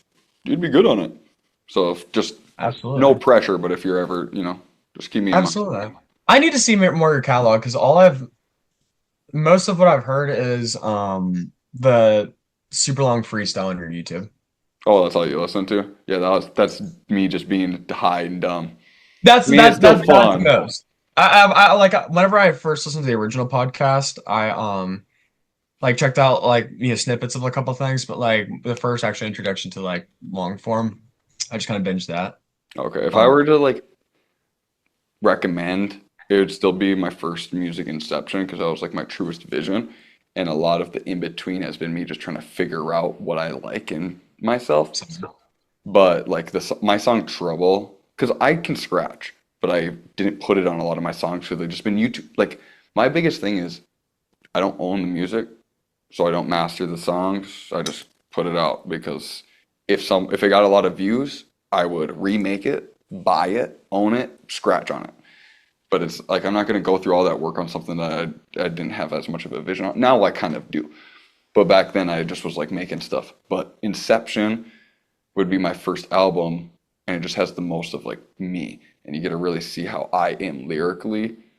So at this point where I just want to be like this weird like I feel like I'm almost like a combination of like mindless self-indulgence, but then I act like MF Doom, where like I'm such a fucking crazy artist like in every way. Like the art is so fucking like whoa, but then I want to be the dude that just goes to shows and like sells like the only way you can access some of my best work is just literally buying a CD off me at a show. sure, yeah, have Yeah, I mean, some secret shit that you can only get that way. like I have a handful of homies that have a copy of the record already. It's very small. But there's a couple people that own it already. The record I'm working towards is called Save Me for Later. Well, it's done, but besides the music videos. That's the one that has a feature from Jordan, as well as a couple other people. Cool. Uh, but the thing I wanted to say last before I do pee, Yeah, I need because to like pee too. I lose trains of thought, so I just tend to ride them till they're gone. Um, but like with like I was saying, where I just send it to Jordan, he does whatever he wants. I also like what I like to do is literally wait unless he sends it back to like for me to do something about it, which is very rare. He'll usually like as soon as I send it to him, that's his. Like it's just him from there. But what I like to do is wait till the final project comes out and enjoy it as a fan, but then also have the privilege of being like, "Yo, can you send me the session?" So then I can like steal little pieces and see fucking like see what I can do in my like, you know what I mean? Sure. As somebody who came from sampling and producing, especially like instrumentals were where I began. Like though I've been singing longer than I've been doing anything and screaming and shit, like the thing I have the most practice on is just doing tens of thousands of hours on producing and like that shit.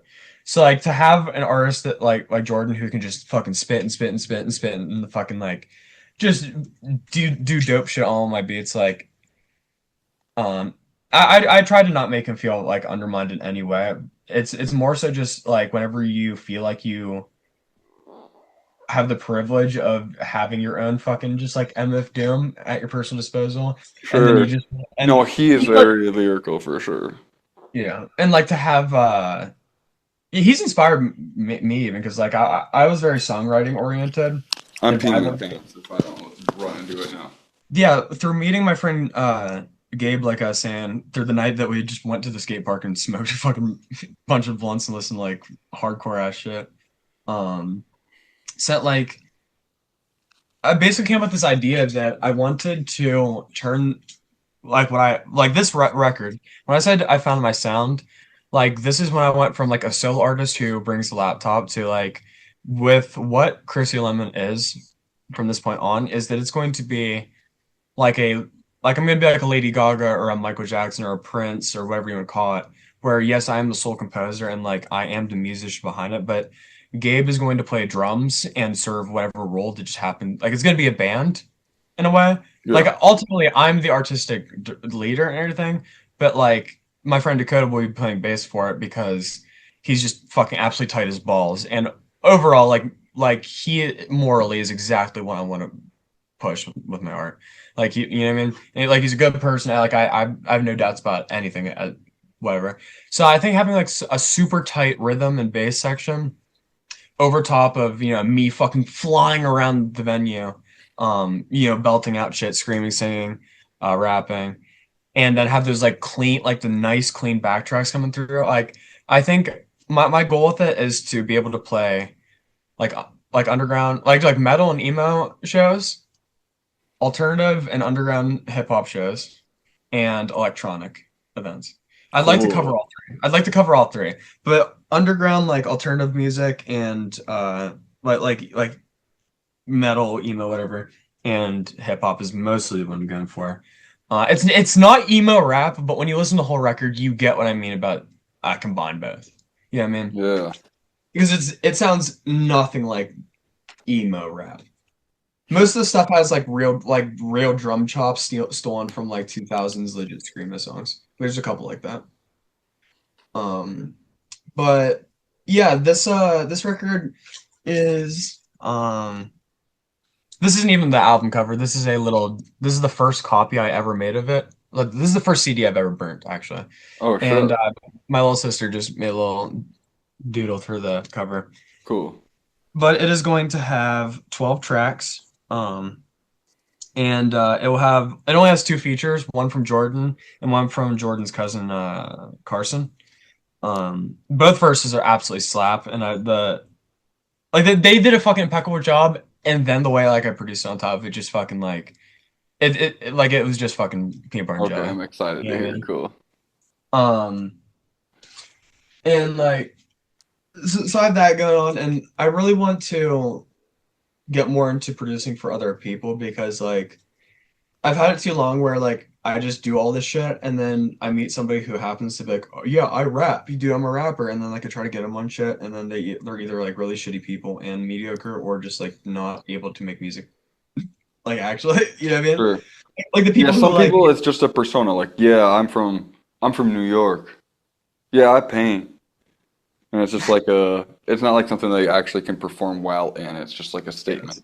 I know what Or you like, mean. or the people with like the Instagram page, and then they make album covers all the time. They make song names and lyric ideas and all that, but then like don't actually like write lyrics and record songs. Sure. Like, the core root of what a musician does. Yep. Yep. They're just doing all the like the pregame work instead of you're supposed to do Yes. all the The one of my homework. lines is there was this guy at a party. He was just like freestyling, or he wasn't freestyling. He was rapping one of his four songs that he had out, or something like that.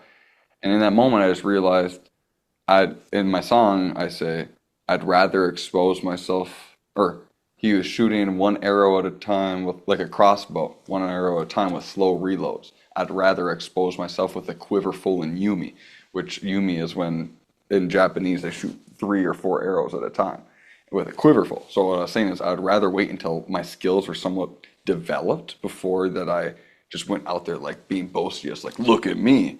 Like you got to be able to back yourself. And And so like that's why all my friends grill me into the ground because like I'll make a record and then like a year later I'll release it whenever I'm bored of hearing it. Like you just I listen literally to it have yourself. songs. I have song like for instance this album Kensworth was supposed to drop like on New Year's. Um and then yeah, it just kept getting pushed back. And like I've already just disconnected from the project that like what I originally intended for it as kind of separated. But like if you do listen to what I have out, all like a lot of it is just sonically really cool, but I'd say like lyrically and like like full composition wise, I'd say Can't Talk is one of my favorite. Especially if you watch the music video with it. Um To Catch a Prophet is a song that I made about this dude that like he moved to my town and I ran into him by complete chance at like because he shopped at the Goodwill I was working at, and then I found out he made rap music like when I told him I made music, so we started linking up and shit, and then I found out the reason he moved here is because like his mom just died, all kinds of shit, and like he had no friends because he just moved and everything. So I really tried to be there for him, and he ended up being like a fucking just a junky piece of shit that was stealing from me and just like would threaten to kill himself anytime I didn't say like yeah I'll front you $50 a week for free. And then yeah, I told him I was That's moving. crazy.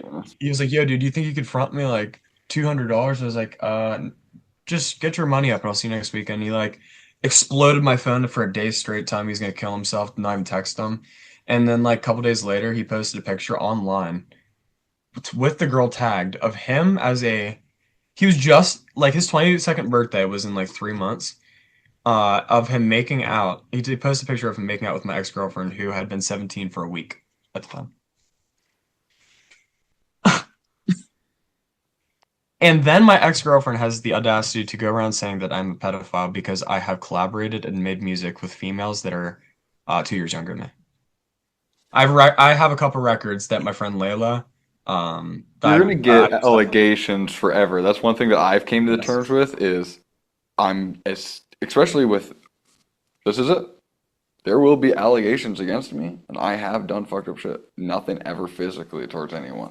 But that's just part of it. If you want to do anything with yourself, people that like you, they like it, will have fake allegations against you because they are jealous or envious or want a piece of the fame or whatever the hell that is. So And I think it's some people just part of see the it. amount of like what you've attained and of what you find like the fulfillment you find in what you're doing, and they're so jealous of the idea that they cannot do anything that provides them that they have to create the most extreme reaction out of everybody just so they can kind of find that attention in some regard. Yeah. Well, Especially and if, yeah. that's like the succubus. Some people enjoy drama or taking people's Mhm. battery and energy, and other people create energy. That's And why I if want to tour you're around the tour around the planet is to create energy that pisses governments off, you know? and if you create energy, you have to learn how to protect yourself. That's what that is. Yeah. And also to not let people go fucking hog wild. Like that's like a lot of people give Tyler the Creator so much shit for like how he started out because like he was like like he popped off very fast, but he was also making like a lot of bars about like killing and raping people, saying the hard R, joking about being a black Nazi. Like a lot, like just literally, like he did everything that has offensively been done in hip hop prior, and like coming out of the fucking water shoot, he just combined it and turned it up. And so he was banned from the UK for 5 years. Shit, I didn't He know was that. banned from the United Kingdom. He flew there, and there was flyers all over the airport saying that that person was barred from entering the country. Damn, what? Imagine you can't legally drink, and you have been barred from a fucking country due Yeah, to just your free art. to your freedom of speech. Yeah, no, that's why I brought up Rucka Rucka to you earlier, was because he has songs that are literally just like the worst shit you could think of. But that's the reason why, because Mhm. that's freedom of speech. Like you said about something you didn't something you disagreed with, but you said that it should still be allowed.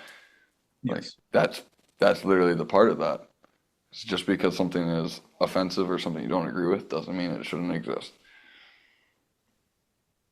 Um,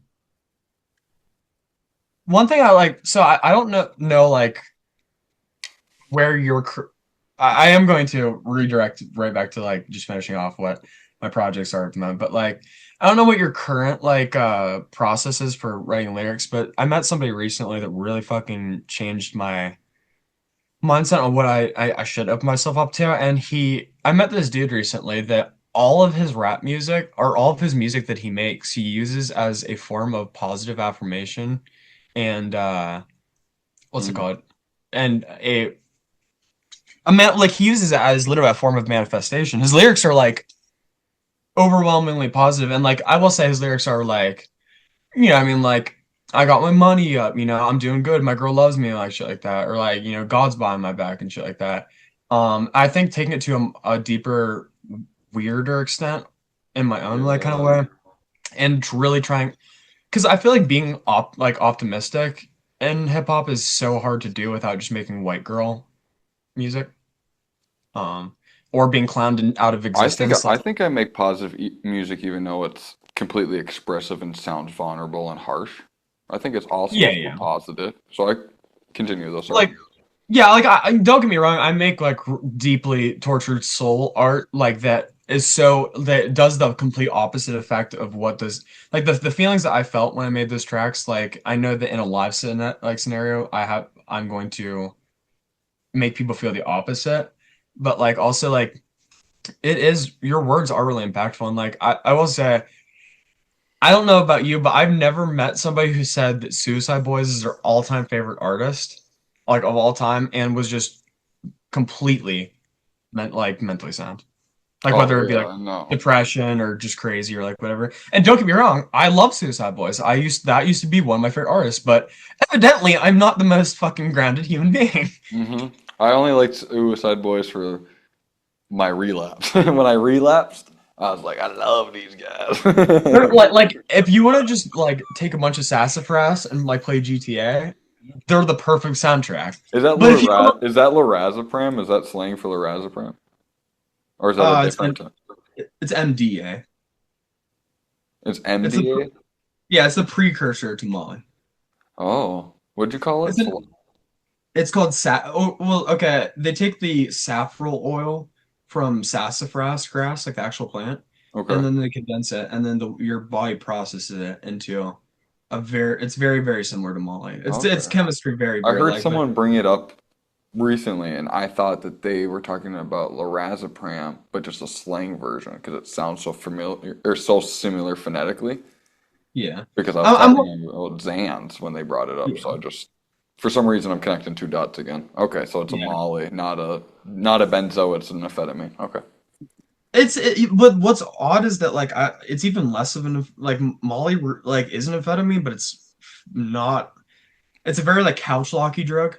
Like you just like want to like Oh, it's roll up a bunch comfy. of. It's yeah, but like I'd say like MD is even more of the non-amphetamine part. Um, Okay. It's even more comfy than Molly. yeah, it's like less of like the like It's where you still want up. like where yeah, it's not like where you want to like lick your teeth, but it's like where you're like the same amount of awake you would have been if you never touched it, but you have still like a lot of the like you're like just Mm, mellowed out, you know what I mean? yeah. Very nicely. And you're also like a lot more sensitive body wise in a good way. Cool. Okay. Like I'd say like the absolute best my two favorite things to do on that is either spar or cuddle and have intercourse. Like physical like actual like contact with another individual is like that is what it is for. I mean, unless you just want to roll in a blanket and listen to an album for like three times back to back. The latter sounds pretty good too. I, funny story that I'm saying that because this record right here, I would say I would argue that what definitively created this sound is since Chromacopia is released from Tyler. Like I know like I worship Tyler the Creator, like he's my only musical influence. It's not that, it's just like that was the like the discover like when I was working at Goodwill, I could have one headphone in all the time. So then I'd be working a 7 hour Mm, shift and like just I would go to Spotify and listen to Prince's discography from start to finish, never knowing what it sounded like. Or yeah. like I did it with Childish Gambino, Tyler the Creator, Kanye, You sound Michael like me. I do Jackson. that still to this day. Every day, I listen to new people all the time, And I and have so much people that I know. appreciation for albums, especially through like having a CD player and shit like that. Yeah, I had a But CD like, player growing up. Yeah, I'll let you finish. You're good. Sorry. yeah, no, absolutely. Fucking, I'd be on the ground, brother. You know it. I just love Uh, albums. That's our generation. I know that there's some people that still do it, but I've met so many people that they've never listened to an album their whole life. I mean, they probably do when they were a kid unknowingly, but they've never consciously chosen to click play on an album and listen to it through. I need to keep talking. I need to show you the coolest thing while I'm Yeah, you're listening. good. It just blows my mind. I love albums so much. It's something I try to practice. I listen to probably 5 albums a day at least, even if 4 of them are ones I've already known. I'm still working on it, but what I've done here is I'm slowly collecting. Hey, Gwen Stefani, that's my first crush is that album. Whoo! No way. But like what I'm Yeah. doing here is I'm slowly chopping up like the CD pamphlets of all of my favorite albums I own on like copy, and I'm gonna Yeah. slowly build up till it's big as fuck, and then I'm just gonna like have a whole mural of all the music I enjoy. Like you have Justin Timberlake, Steely Dan, Korn, Gwen Stefani, Chris Brown, a punk band, Mariah Carey. I'm doing that with an Instagram right now. I'm doing an album a day. I'm just posting music that I like, just so that I can remember it. It's not for other people. It's just so that I'll find it when I'm old. I can be like, oh yeah, I loved that album. I'm putting that Do Gwen you know what's a Stefani great? one on there tomorrow because that shit was woo. I loved Gwen Stefani. That shit, man. I remember my Dude, first that boners through to that girl, man. Woo. and that album bumps, dude. Like fucking Oh what yeah. song is that? I'd Prison say is like the Sweet Escape or whatever. That oh my god. my favorite is fucking we're breaking up, up, we're breaking up. Yeah, she was killing that shit back then. Dude, All of Mariah Carey's my tits, dude. Is the Mariah tits. Carey, Gwen Stefani. I don't know. Definitely But Gwen like, Stefani because she's no doubt. So anything no doubt is Gwen Stefani too. That shit's yeah. all.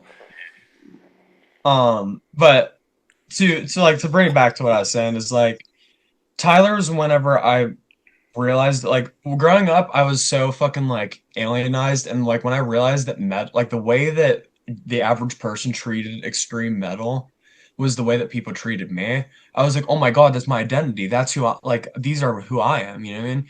But then whenever I discovered Tyler, I really realized that like I can make such weird, personalized, colorful music, but make it still so fucking catchy and hooky that like it's just like you know what I mean? Like you can You would make fuck with ideas so much. You should yeah, listen like to Firstborn. send me anything, I'll anytime. send it to you. You continue. I'll Um, send it to you. yeah, but like when I discovered him, I realized that I could actually like be myself, be weird, and compositionally like amazing. And then that's when I really started like my path. Before that, like I just thought like the D12s, like kind of like group of rappers and like the Suicide Boys kind of scene were like the Sure. shit.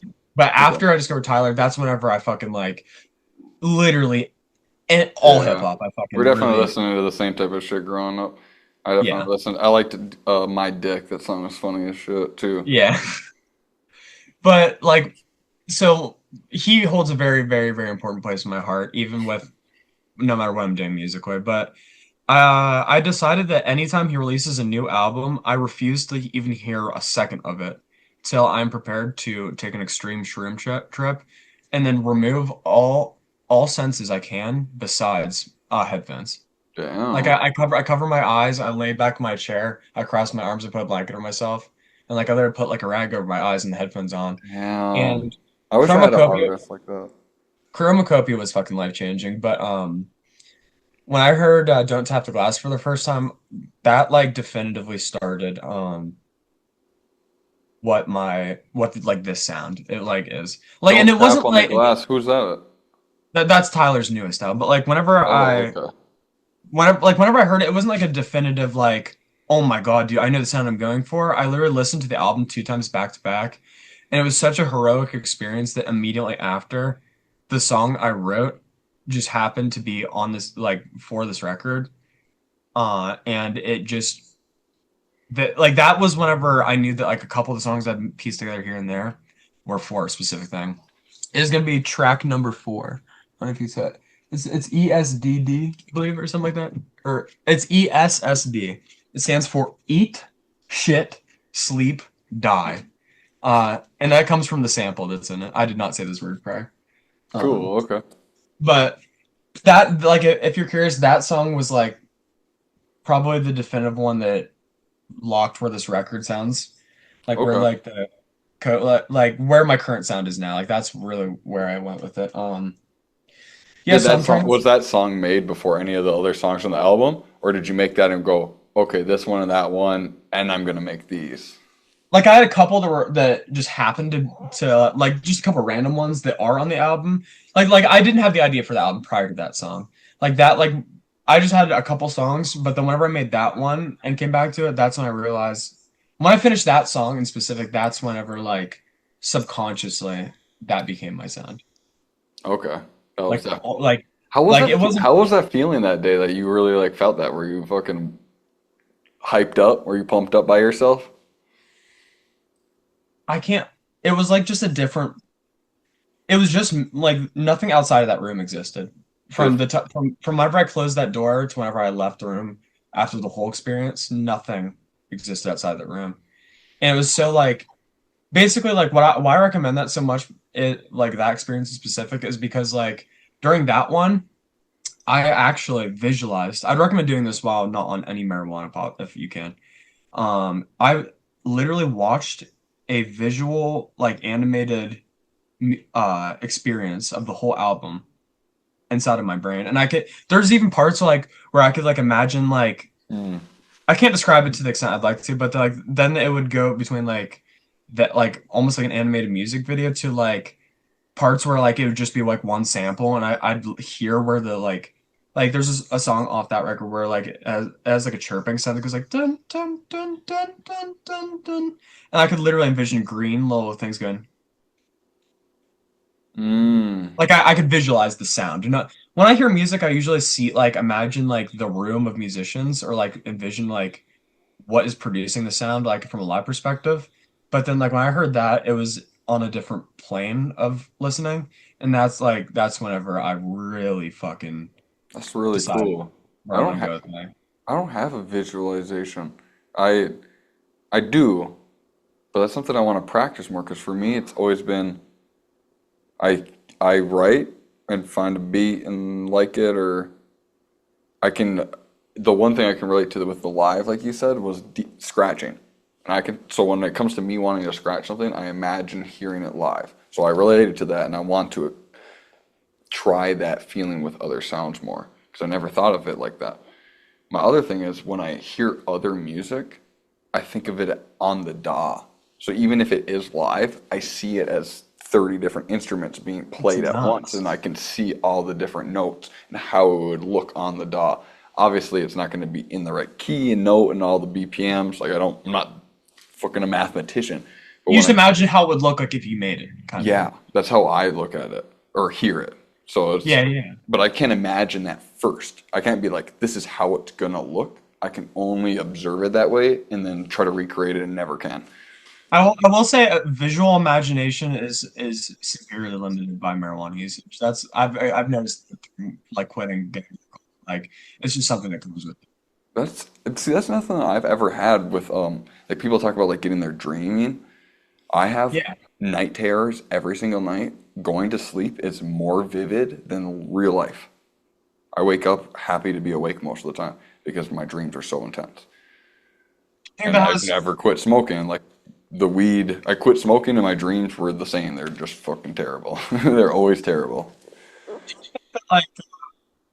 like past things that you've done to your body started, or do you think that you've or has it always been like that? I slept outside for like six, 5 months, and that I think fucked up my brain because I was really young and scared and outside and like being paranoid. And I think that that gave me bad dreams. But I've always had a super vivid imagination. I think I might have brought this up. I watched one zombie movie, and that I one zombie movie in middle school. I prepped for the apocalypse for 3 years. So just watching something once will like impact me forever. Like, I'm super imaginative. It never goes away whether I smoke weed or not. I'm stuck with my imagination.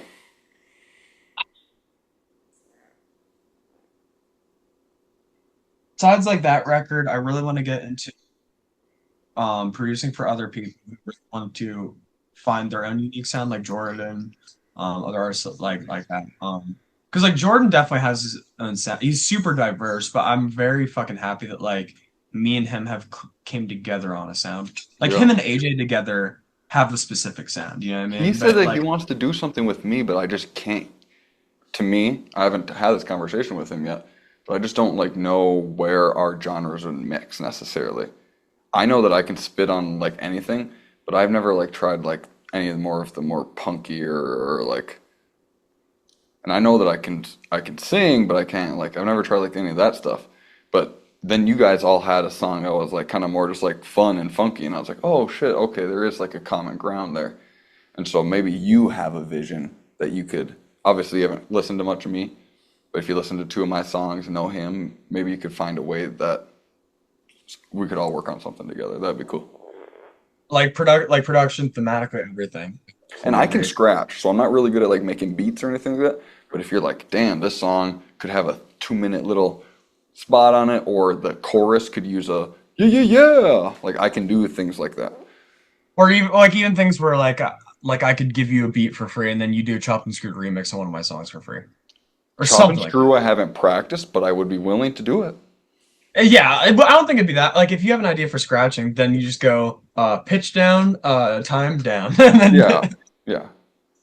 I like chop. I think I definitely have to be in a mindset for chopped and screwed. Like if I'm cranked up, I'm not trying to listen to like the same bar of a chorus like I love pull up, up at the after party, pull up, up at the pull up. My brain can't lock in that shit sometimes. But No, sometimes, I like, have a whenever. problem with repetitive stuff too. Well, my thing though is like, if I'm like stoned and driving, like, that is the music I want to hear. But like, if I'm fucking like, Mm. I just want to hear something that literally sounds like what playing a fucking. I don't want to put you in a box, but you definitely got that ADHD like me. Oh yeah, no, for fucking sure. I'm definitely a good example of the But being archetype of. aware of what works in what situations is how you master your brain. You figure out what you need, and that's what you do. Instead of trying to, I need to fix myself. No, you figure out what works, and you practice those habits. Yes. Yeah, I feel you. No, I'm definitely the Like same way. having like you can have extreme ADHD like symptoms or whatever, but then if you just understand how they interact in your life, then you can literally make a more off. Yeah. You're just rehashing what we were doing prior. But I just really usually like I'd be burnt out about repeating the same things. But I don't know. Just, like I feel like there's just so much fucking. I feel like I already know you, but there's also like just fucking hours and hours and hours of things to go on. Of But course. yeah, so anybody watching this who wants production from me for some reason after this conversation, please reach out. And it's nothing about money for me. It's like I don't want to be the person that says like, "Hey, I'm not about your art," but like I really want to try like doing anything with anybody, whether it be a metal band, a emo dude, or like anything. I actually just did a like a funk remix of a like a slamming Nintendo core band. And I sent it to the band, and it like basically like super old school crabcore kind of like stuff. Okay. Kind of, you know what I mean. And I sent it to them. They're like, "Dude, this is so fucking awesome. You should drop this." I was like, "What if you do?" And they're like, "We have so many releases planned." I was like, "Yeah, you're right." So eventually, I wanted to get into like doing Okay. remixes, like super underground artists and shit like that, as well as just collaborating with anybody of any genre. Like I want to get like some metal vocalists on like with some buck wild shit eventually. I kind of want to get. Well, okay, whatever. Um, yeah. And Talk then about it. What do you want? well, I kind of forgot what I was saying. I'm not gonna lie. You're talking Yeah. about getting some buck wild motherfuckers on your shit. Yeah. But I will say in regards to like North Pine to keep it up, like towards the end of the conversation, like where like I have a very like back burner kind of role at the moment, especially because like I don't necessarily take a lot of ownership of the project because like what has been done already, I've done almost nothing for, and just because like I mean, I didn't get in whenever the project like what's being done right now was established. You know what I mean? But like moving forward, we want to do a lot of projects where like we possibly get another producer in on it, and like the production role, like you know what I mean, like if you have multiple producers putting stuff in in one like a Google Doc, then like people like as long as communication is like consistent, then there's like a consistent source of very diverse content that like can have Mm. everybody included on. So we're working towards in that direction. But between my mental health, fucking whatever, and like also just Life the is fact, life. yeah, we all have different fucking lives and passions, but we're ultimately gonna do some awesome shit. And Yeah. you know, The biggest thing what, is what, having that perseverance. my big Perseverance. my favorite thing about like what North Pine is currently is it has the aspect of like what all of our favorite underground rap groups had before they like kind of fell apart or commercialized, and it's the idea of like we're all like degenerates that like have our own kind of style, but like we have a good overlap. And like even if every song doesn't have a verse from all of us, it's just the idea that it's like a family that has a it's a band. It's like a band, but it's what rappers and producers. You get what I'm saying? Yeah. No, I've definitely been. I peeped right away as soon as it popped. I don't even know how. I think it was one of Jordan's cousins because I had thought that he was a minor, like how you were talking about whatever. I had texted him being like, "Come on my pod," and then I was like, "You're gonna have to get permission from your mom." And he's like, "I'm 20 or something or whatever, however old he is," and I was like, "Oh, I thought you were fucking like 16," but I guess one of How old his do you take me as? in your 20s. I'm still currently in high school. What? Dead fucking serious. I'm 18 years old. I'm graduating this year. Okay, yeah, I thought you were like 20, 21. I No, would. most people do. That's why I asked. People think I'm 30. You look like how old are you now? I'm 25.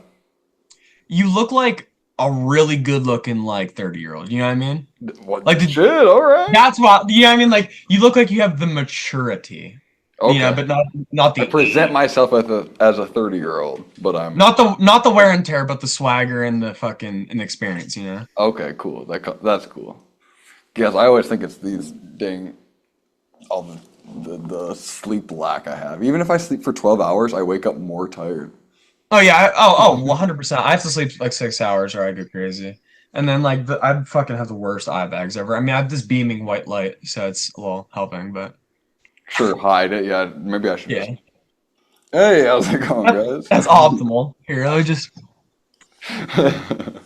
um yeah, but that pretty much covers the projects I'm working towards at the moment.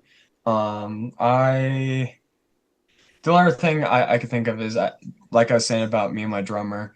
I don't know how far we're gonna go with the project, but there is definitely like a little like I'm kind of like Pharrelling my drummer into like becoming a solo rapper. Like rapping is not like his passion, but like it's like it's so strange that me and him give so little a fuck about the result of the process that me and him have the most productive process out of any combination I've had between other artists. And the thing is, like, he's never like he doesn't rap, and like the rapping's never been a thing for him. But from the first time he hopped on a mic, he opened his notes app and just fucking like went to town. Like it's not like he already raps better than most of my old shit, and it pisses me off. His tone is definitely getting there, but it's on the down low. So like whenever if you see all the underground references about motif in my or like like all the inside jokes about motif on my stories, that is said motif character that eventually will be a solo artist produced by yours truly. Sure, okay. As well as like we have a good amount of tracks together. The songs are fucking pretty extensive. I'll have to send you some shit. Um, yeah, I don't want to get too into because I'm gonna be all mysterious, like I'm about to blow up in here. Yeah, no, my biggest problem is the lack of mysteriousness. Not the biggest problem. It's actually my biggest positive is how open I am always all the time. But I realize I'm like part of being like an artist is supposed to be like I'm mysterious. I don't Like you're know. attracted to knowing more. Like I think that's why Deftones was so impactful for so long is because they like I can't think of too many times like I've seen the members of Deftones like speak or like anything or like interact with like the public. They like so they had a mystique about them in combination with the mystique of the music and the aesthetic. So I think that's why they fucking like completely like as well as their sound like colonized a lot of like popular like Mm. metal and like adjacent kind of like shoegazy Well, genres. your mystique that you've had this whole time is that you have one curl that's been hanging in Oh front, yeah. and it's like your third eye curl. Like it's just like Usually yeah. it's been sitting right there in your on the middle of your forehead the whole time, and to me, it's just been like some Yu-Gi-Oh shit. You got that third eye just. No, He's for me, got it's the like eye of Horus as a hair. I usually have like a perfect like Rick James tight ass curls with bangs kind of style, Hmm. and then I go to work and just completely fuck it to death, and then Yeah. just Fuck so it to death. fuck it to death. But At usually least there's more have bangs. candle wax. You gotta have some. Fuck. What do you do for work? Do you have to wear a hat or something? No, I am the dude who rides the back of the garbage truck and throws the shit in and packs it, but like I would optimally not like to cover myself in waste 24/7. So I basically everything but my face is covered Sure. 24/7. So you're Even in the wearing summer, stuff that fucks your hair up. Yeah. even well, it just pulls it back and like I obviously like want all my shit tucked away. So Yeah. I just Well, pack it in my hood and shit.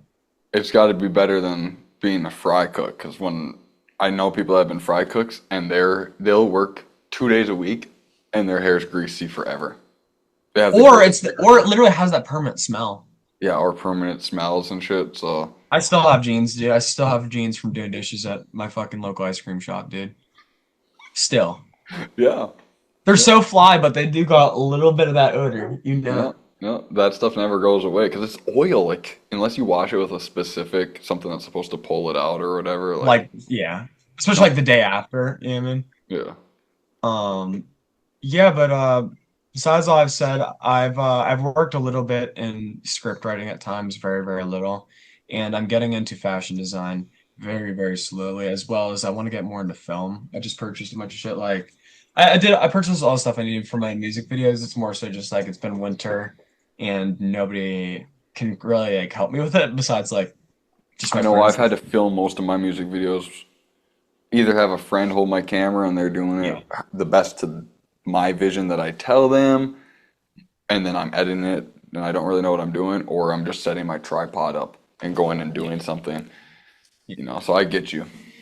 Um, that's why like I wanted to really fucking like link up with Jordan in real life because I know that like if me and him like spent a week together, we could crank out like 3 songs and like 2 music videos easily.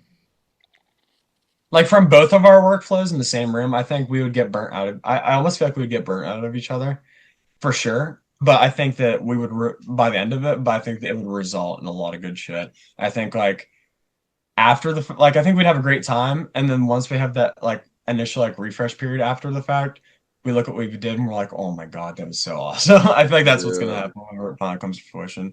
It's also been the fact that I don't want to spend like 5 grand or like not five, but like I don't want to blow like a bunch of money to go to like Minneapolis and then be like trapped because there's like kind of like riots and shit going on.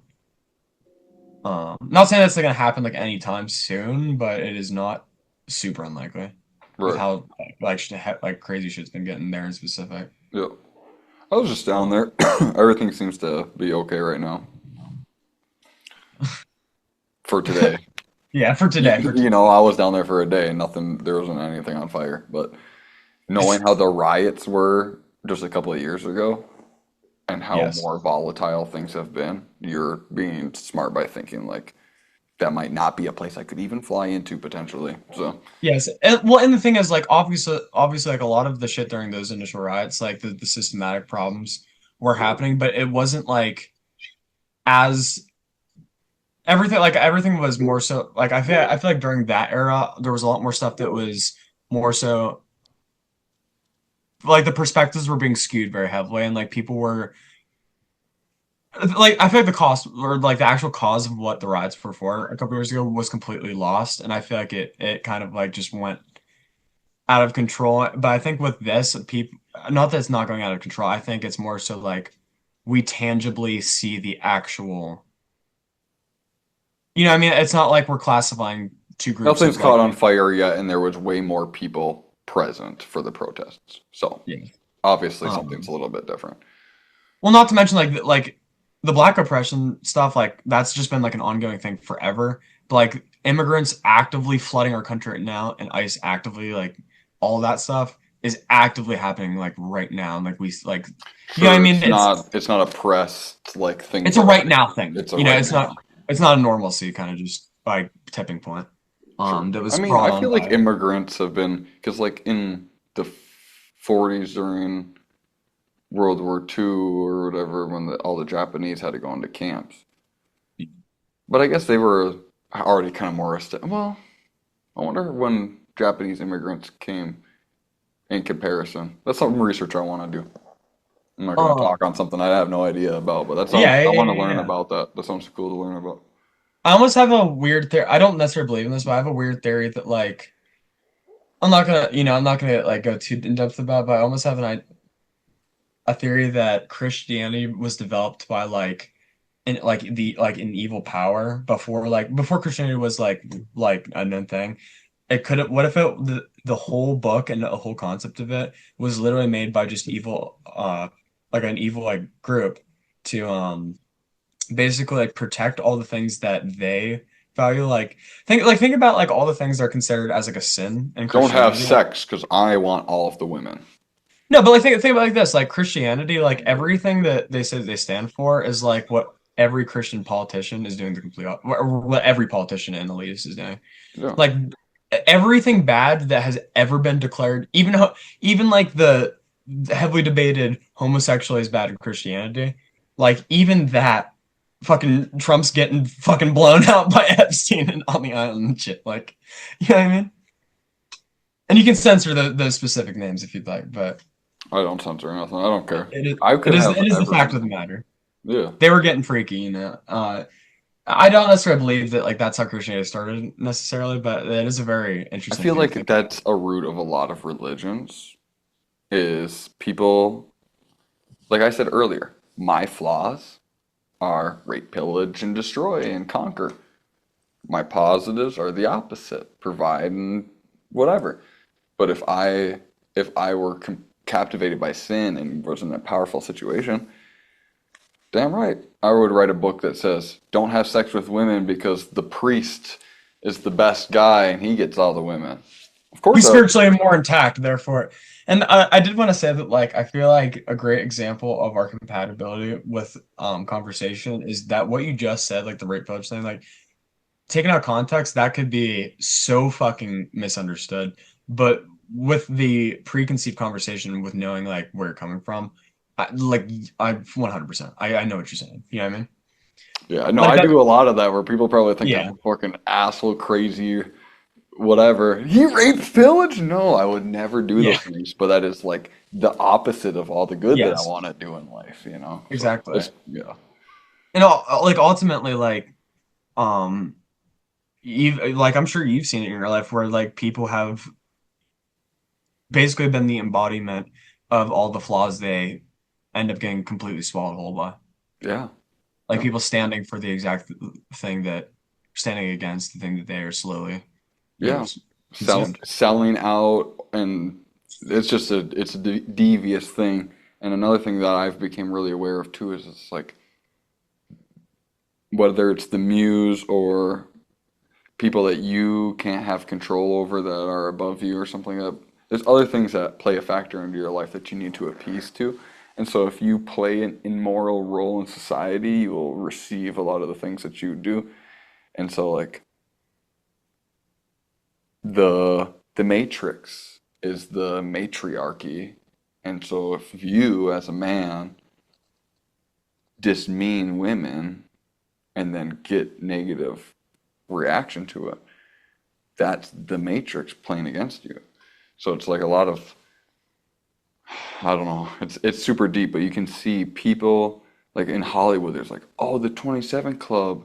But a lot of these are men who had the same type of thing that I had, power and I want this, but instead of putting it into being responsible, they were used in a deceivious way. And then they demeaned women and despised the matriarchy, which is the matrix, and that's what they got killed by the role that they played in society. They didn't use their power in good. They used it as bad. And by the age of 27, maybe that's the 789. Maybe that's a magical number that has to do with if you haven't figured out your role in society by 27 as a man, that's it. Especially as that powerful, like the narcissism, like the opposite role of a narcissist would be a great leader. Someone that's like completely confident in themselves is a great leader. So selfishness you resources to not to say that you should pursue selfishness, but there is a small amount of selfishness that like balance, balance. That Yeah. word we keep coming back to, No, that's That should be the name of should be the name of the episode, dude. Balance. What do I think? Balance, art, and substances or something. something like that, yeah. My basis on that would be with, or what did you just say before that? I said that as a joke. That should be the title of the podcast. No, before that, what did you say?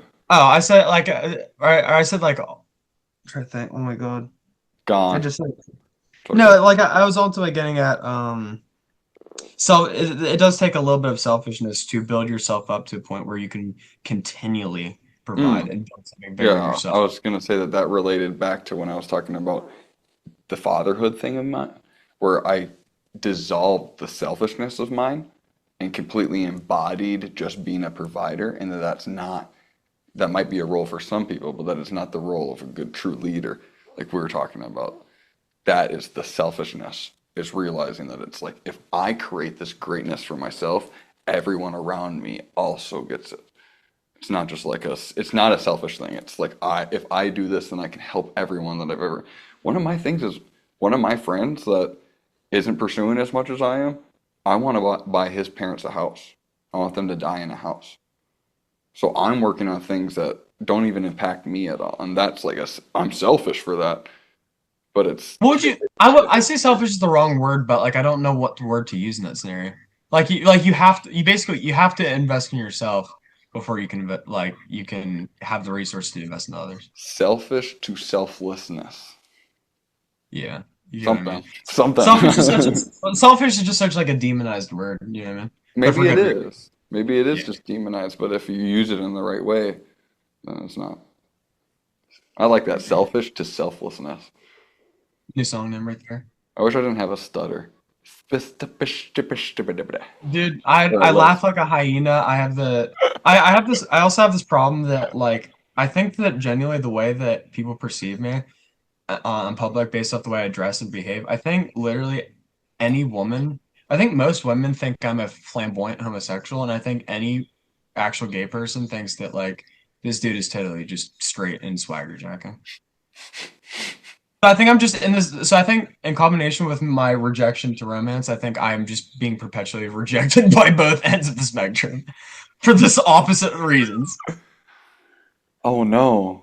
Because I I be do wear feeling like like, I dress kind of fly, but maybe girls think I dress gay, and gay guys think I dress too straight. God it's damn opposite. it! No, like literally, like I'll go to like emotions like this. Hold on, I want to see if I still have it. I there Uh, have the Minecraft, like you know those tiny backpack purses. They're right here, Minecraft won't enter the dude. This thing, any show Okay, I go to, this is the tits. I got a portable that's the charger. My tits, he says. Dude, I got markers, toothpaste, toothbrush, skate tool, deodorant, portable charger, Everything fisheye a man lens, my needs. hard drive, everything. Do you Um, longboard or do you regular skate, like a regular skateboard? Regular skate, but I suck. I love it, but I suck. Can you do any tricks?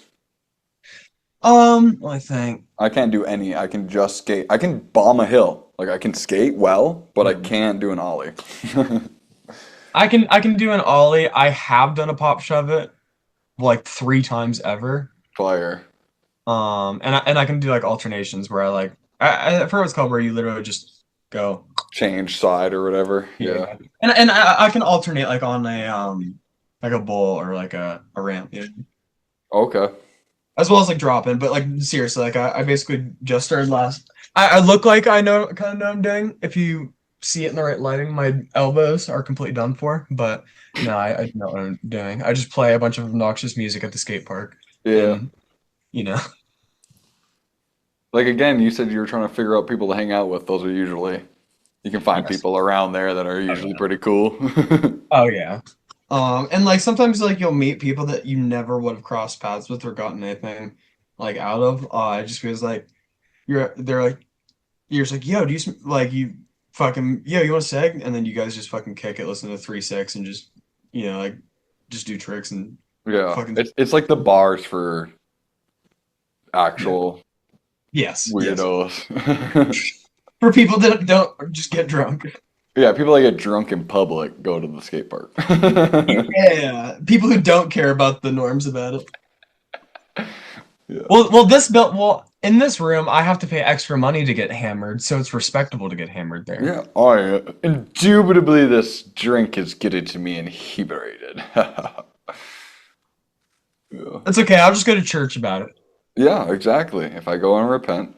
All right, so I went down to the cities on for my birthday, and we hit Michigan first, and we made like a little trip out of it. Me and my best friend, and it was pretty cool. And the cathedral, I hadn't been there. I went to a Catholic school, so we went to the cathedral maybe like once or twice as a kid with my grandparents.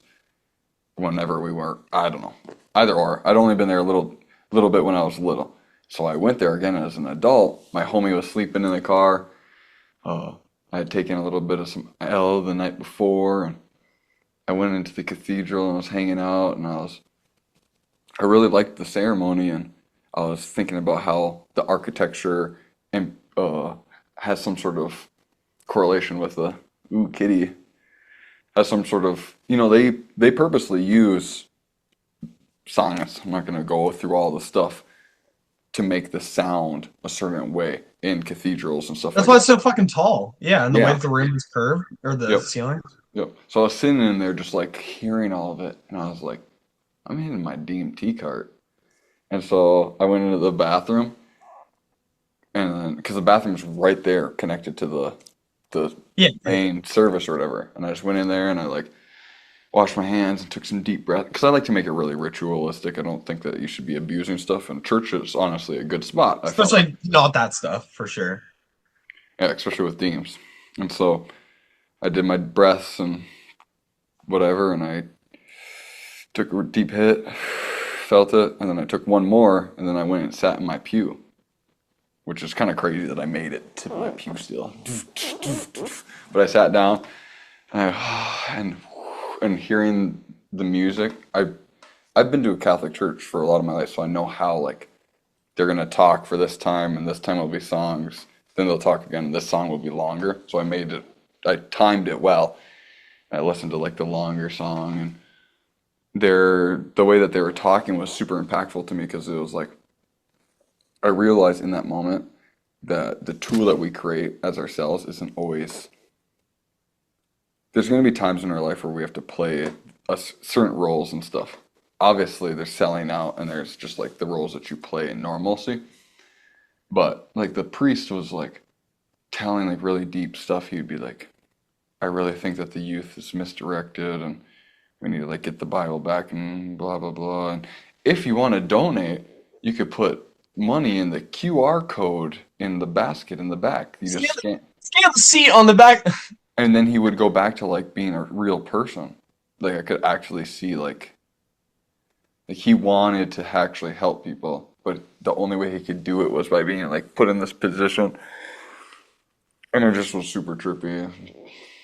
It's like being a chiropractor or therapist. Like if you truly want to succeed, you are actively telling your patients to stop going to you. Yeah, yeah, You are fixing their problems, not selling the solution. You know what I mean? yeah. And I don't know, it's just craziness. I don't know why I brought that up. Something you said made me think about that trip. I've gone into great detail about tripping, and I do think about all the possibility of all the individuals that like my friends' moms that just might do nothing for an afternoon, see this and get a little bit more perspective. But I'm responsible. You're in good hands. Your child's in good hands around me. That's a thumbnail. Yes. And yeah, I do want to get into making like comedy sketches with my friends, like I don't know, old Adult Swim like shows that just like where they just invest in like somebody that like random like Loiter Squad or $1 Million Extreme like shows like that where it was literally just like a fucking or like a I want to you know make what I'm like talking Key about. and Peele type sketches. Yes. But like where you actually like go out and do shit in real life and like get people's reactions Okay, like like some YouTube, impractical jokers type shit. but mixed in with like legit like full sketches. Cool. Okay. Like earlier, not you think about it, I came up with the idea where my friend will play like like a game show host, and then like there will be like three contestants, but they're all like it'll be like a math related one, but it's for drugs, like meth. Um, and the contestants will all be just competing for speed, but like it'd be like exactly how many Cadillac converters could you turn or would you need to get obtain 1 pound of Colombia, and then just be like yeah, like I think done the right way, that could be so hilarious. Like extremely hyper complex math, but then like simple like shit just fucking like fries them. Dude, people will be fucking on that. Especially if they had a little bump first to know. Oh yeah, yeah, yeah, yeah, yeah. They'd be on that. They'd be Just have them like even if they're straight edge, just have them like have like 3 cups of coffee and crank the heat in the room. Yeah, yeah. Oh, sure. Just to make it intense as fuck for everyone. Oh yeah. Imagine the heat's cranked though, and you're on crank because the other guy ain't, and now you, and now I'm tanked because I'm gonna faint. But the more you actually get into like being in the role, like if I was getting full blown with it, then it gets more into like you'd have to find the right kind of people that like can actually like act and do productive art things, but also be fucking crazy degenerates. Which Okay, yeah, yeah, yeah. I would probably do it with people who actually aren't like doing the crazy shit Yeah, I'm you doing. would have to find people that can pretend, like me, like someone that's been sober for years but knows what it's like to, That's what yeah, I love. yeah, you know, I I feel like could, you have like the so like you have like the so like the super sober people that like joke about doing like tons of drugs all the time, and then you have like the people who have experimented a little that don't say anything about it to not raise suspicion, and then you have the people who hide the fact that they actually do hard drugs all the time with joking about doing hard drugs. oh It's just it's a full yeah. circle. It's a full circle. It is a full circle. It's that Vesica Pisces I showed you earlier, the triple. I wonder what a triple, because the Vesica Pisces is two, but what's the triple? I have to reread the Ancient Flower of Life. I don't know. Forgot. I'm not tapped in like I used to be. Well, seeing that I still have not consumed any calories besides milk and coffee yet, and I we have have a, been talking I have a podcast at 5 too. 5 p.m.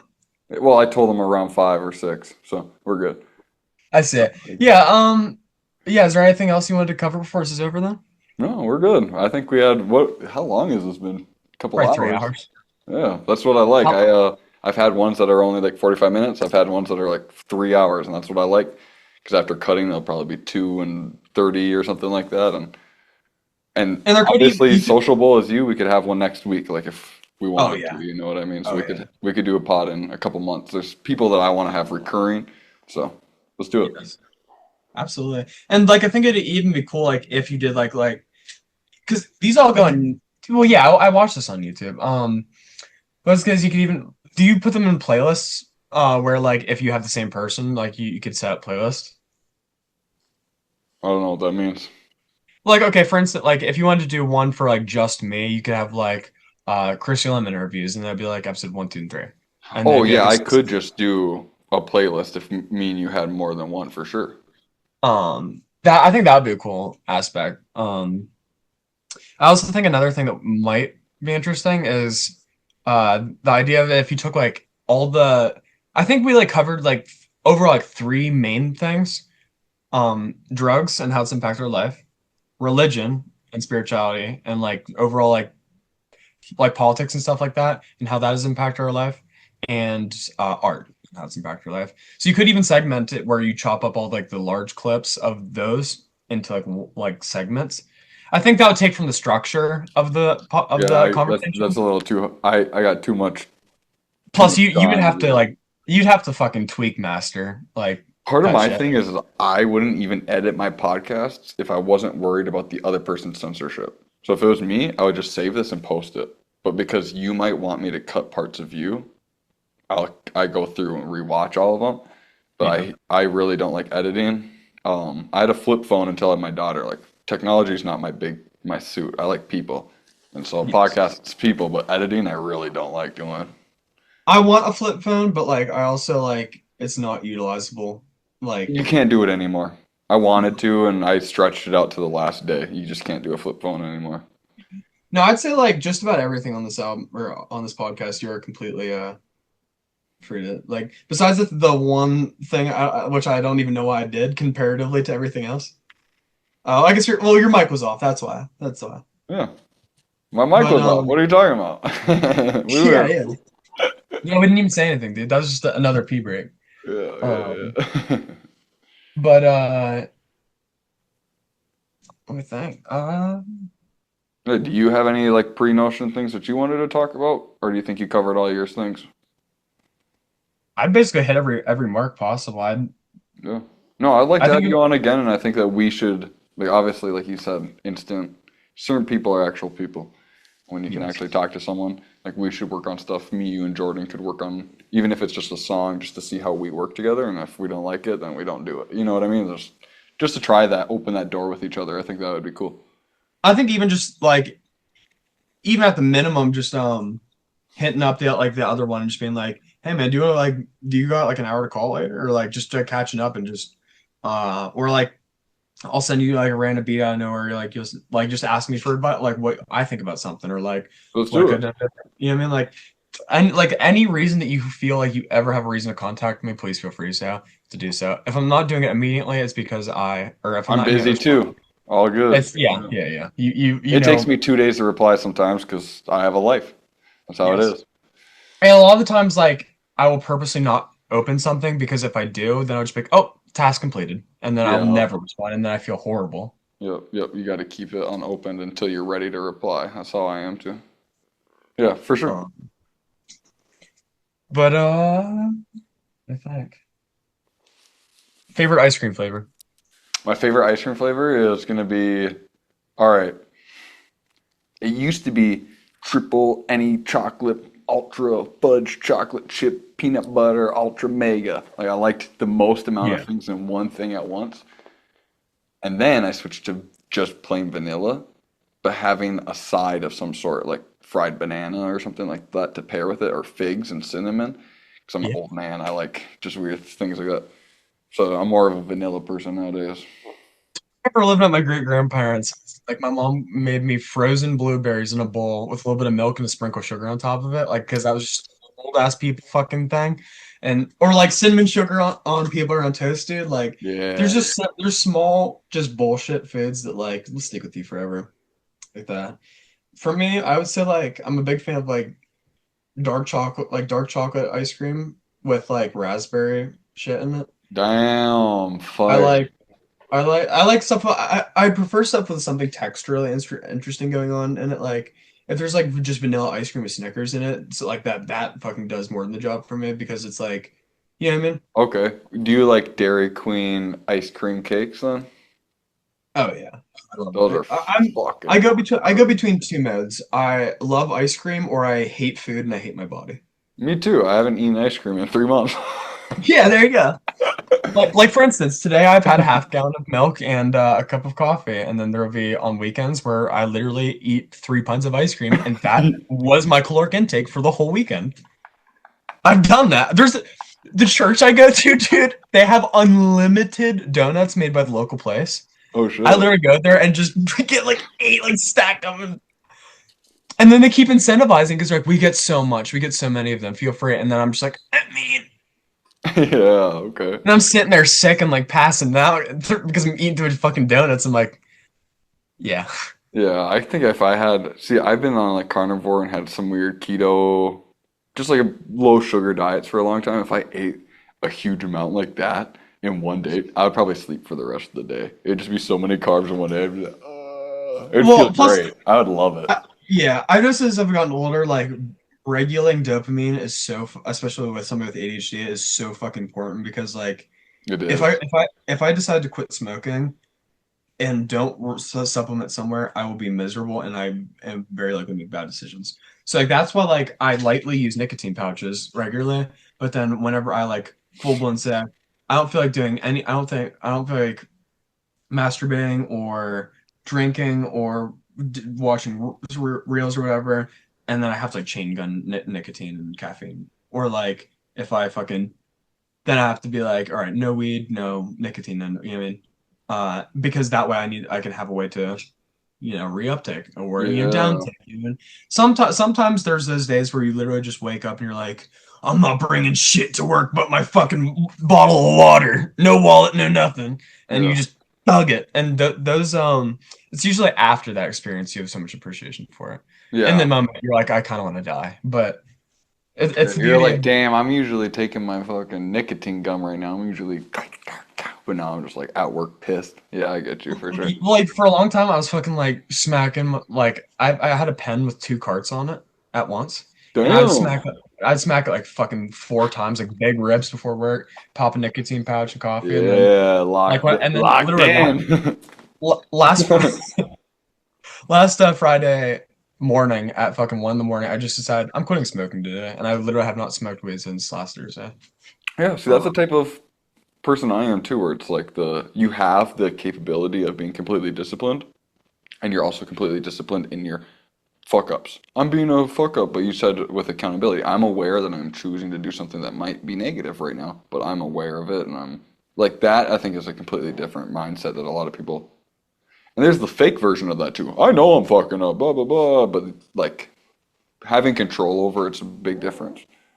So I amend that. What's your first cigarette? Do you remember your first cigarette? Like the first experience or the first kind? Just your first cigarette you ever had. Probably a cigarette butt up my mom's porch, just That's because like most people. I thought it was cool, but like usually like my experiences with cigarettes and specific, not nicotine, cigarettes, is usually when I've gotten to a point in my life where I've gone completely straight edge for a significant period of time, and then I have an event that I usually just get to a tipping point where if great change doesn't happen in my like if I don't like fucking move or get a new job or something, like I have to, which I usually don't make huge life changes often. Uh I'm obviously a creature of habit, but I think what the lifestyle what I'm doing kind of right now is I'm building up, my life where like in like the kind of comfortable places, you know what I mean? Because ultimately I want to save up and work towards a my honest dream is to own a big nice property with my mom and live on the same property with her and shit. And then I'd get to tour all over the country and get to meet new people and live a long life and get to have like those new experiences and not become just in this routine thing where I watch my life slip away and just get to experience life, firsthand all around the world.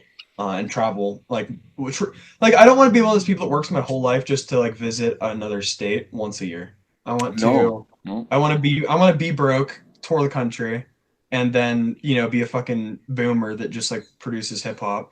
Well, I want to be like Dr. Dre and like Steely Dan combined, where I'm like actually like where I'm like dressing like you and fucking smoking cigars and playing in jazz clubs for like $600 a night, but then I'm also like fucking producing like crazy beats for big rappers without people knowing. Like that is kind of like a dream lifestyle for My me. I can reflect that in a little bit. It's like you think like I'm gonna be no, I mean everyone can be anyone, but you're like when you first have an image, you're like I'm gonna be this super big, I'm gonna be the Black Eyed Peas, and then you realize I'd be happy if I was that guy that I feel like only I know, but he's got 80,000 subscribers on YouTube. He makes his money. He goes and plays his coffee shops. Like that'd be fucking sick. I'd love to just be a coffee shop dude that gets to travel, like you said. I got Andre enough money to 3000, buy maybe? my mom and some other people a house, and I travel around and just say hi. Like it doesn't need to be I'm playing at the Super Bowl. I've already accepted I will never earn a Grammy and I will never play the Super Bowl because I would either have to sacrifice my authenticity or I'd have to allow corporate interests to sell my message the way that they find profitable. Like I think that Mm. the reason I really respect Kendrick Lamar's Grammy for Rap Album of the Year for GNX, I don't think that sonically it is what the genre has to offer for the time, but I think that culturally and what it stands for cult like hip hop culture, how like culture's rotating as a whole and whatnot, and like black culture, which is obviously where fucking rap began in hip hop.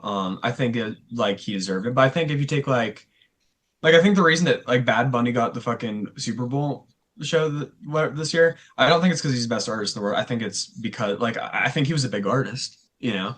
But I think obviously he was picked because they knew it'd be insightful because the whole like Spanish thing on American, like I 100% I don't don't know who believe. that is, and I didn't watch it. I didn't even know the Super Bowl happened. I'm not. I I I I don't know what any fucking Bad Bunny songs. Well, I kind of have an idea. I have heard his music and I'm not a I fan, didn't but know. like I just assumed that was a girl. yeah, but like ultimately like you're not like That's whenever you how I pick an know artist. how much I know about anything going on. But listen, like when you pick an artist like that to culturally represent the entire nation, like music wise and like entertainment wise, and like it just kind of comes clear that they, you know what I mean? Like I don't give a fuck what race he is or what language he speaks. If you're culturally representing music and moving it forward, like and you really earned the opportunity to be the one who does that. Or like The Weeknd was literally just like actually I would say pretty naturally like the biggest artist for like fucking years.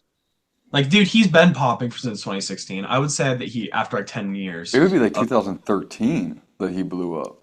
well, dude, well, I can't feel my face when I'm with you. Like, that's in my opinion. Like, Starboy, that album was when he blew up, in my opinion. But Yeah. that was only like fucking, That like, was like he, 2012, 2011, right? that was like 15 or 16, that album. I can't feel my face. What? What? That Hold had to up. be 2013. I was in middle school. I remember being with this girl. I was in middle school. I gotta remember that. Hold on. I'll see for real. I mean, we've made decisions that don't contribute to I was memory. smoking darts, and I started smoking darts when I was 13. It had to be. Hold up, let me look. I have Spotify opened right now. Okay, so Starboy came out. Hold up. Starboy was in 2016, but the I Can't Feel My Face was 2015. Damn, really? Yeah. I didn't think I was wrong, but I also Maybe it didn't was the doubt. summer in between middle school and high school. It must have been in like June or July, right at that mix in between the two. I just like to say that like Michael Jackson didn't die, he just turned into two artists, and that's just The Weeknd of Bruno Mars. Sonically, if you listen to like this, like the or like artistically, you know what I mean? Like if you just look at the way Damn, what? if you look at the art that they create and present it, not Uh, necessarily like Michael Jackson was very like political and like was like you know what I mean like there was a lot of things that nobody like actually like valued about Michael Jackson that he really was underneath all that shit. But like if you take like just the art side of it, like The Weeknd was the more soft, you know, reserved, mysterious, like retro. I don't know. Like, he's like the more like electronic, soft, mysterious side of it with like a lot of the synth heavy shit and like 80s kind of wave shit. But then I hmm. feel like Bruno Mars is like the fucking swagger dancing and like glittery ass, you know, shit. Yeah, Being okay. yeah, Damn, like yeah. the more you listen, the more you think about it. 100%, in my opinion. Sure. Okay. Um,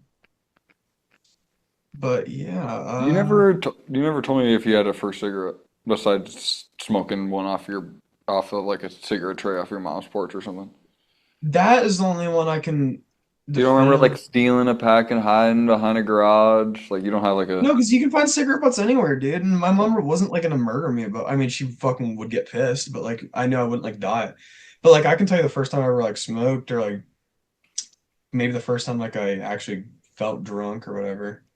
I always just ask my guests their first cigarette because usually it's like I stole one or I found, it's usually a pretty nefarious activity. Yeah, But I if don't know it's if I some said people, this. it's just an ashtray, and I've had that a lot of times too. So Yeah. that's good too. No, yeah, I only smoke cigarettes when I've quit everything for a significant period of time, and then like that's just what That's calls your me. like relapse, like you were saying. That's like Yeah, like your need a change. one of those periods was actually the one where I took the album cover of my debut record. So if you go to my Spotify and you see the one with the cigarette, it's funny because it looks like a hard ass rap album, but when you listen to it, is the very much the opposite. Sure. Um, but Okay. yeah, I don't think there's anything imperative to communicate at this moment. Yeah. Yeah, I have. I don't want to hold you forever. Yeah, we're good. I think we have a lot of content. I'll edit this, and like I said, we'll have another podcast or something. So. Oh yeah.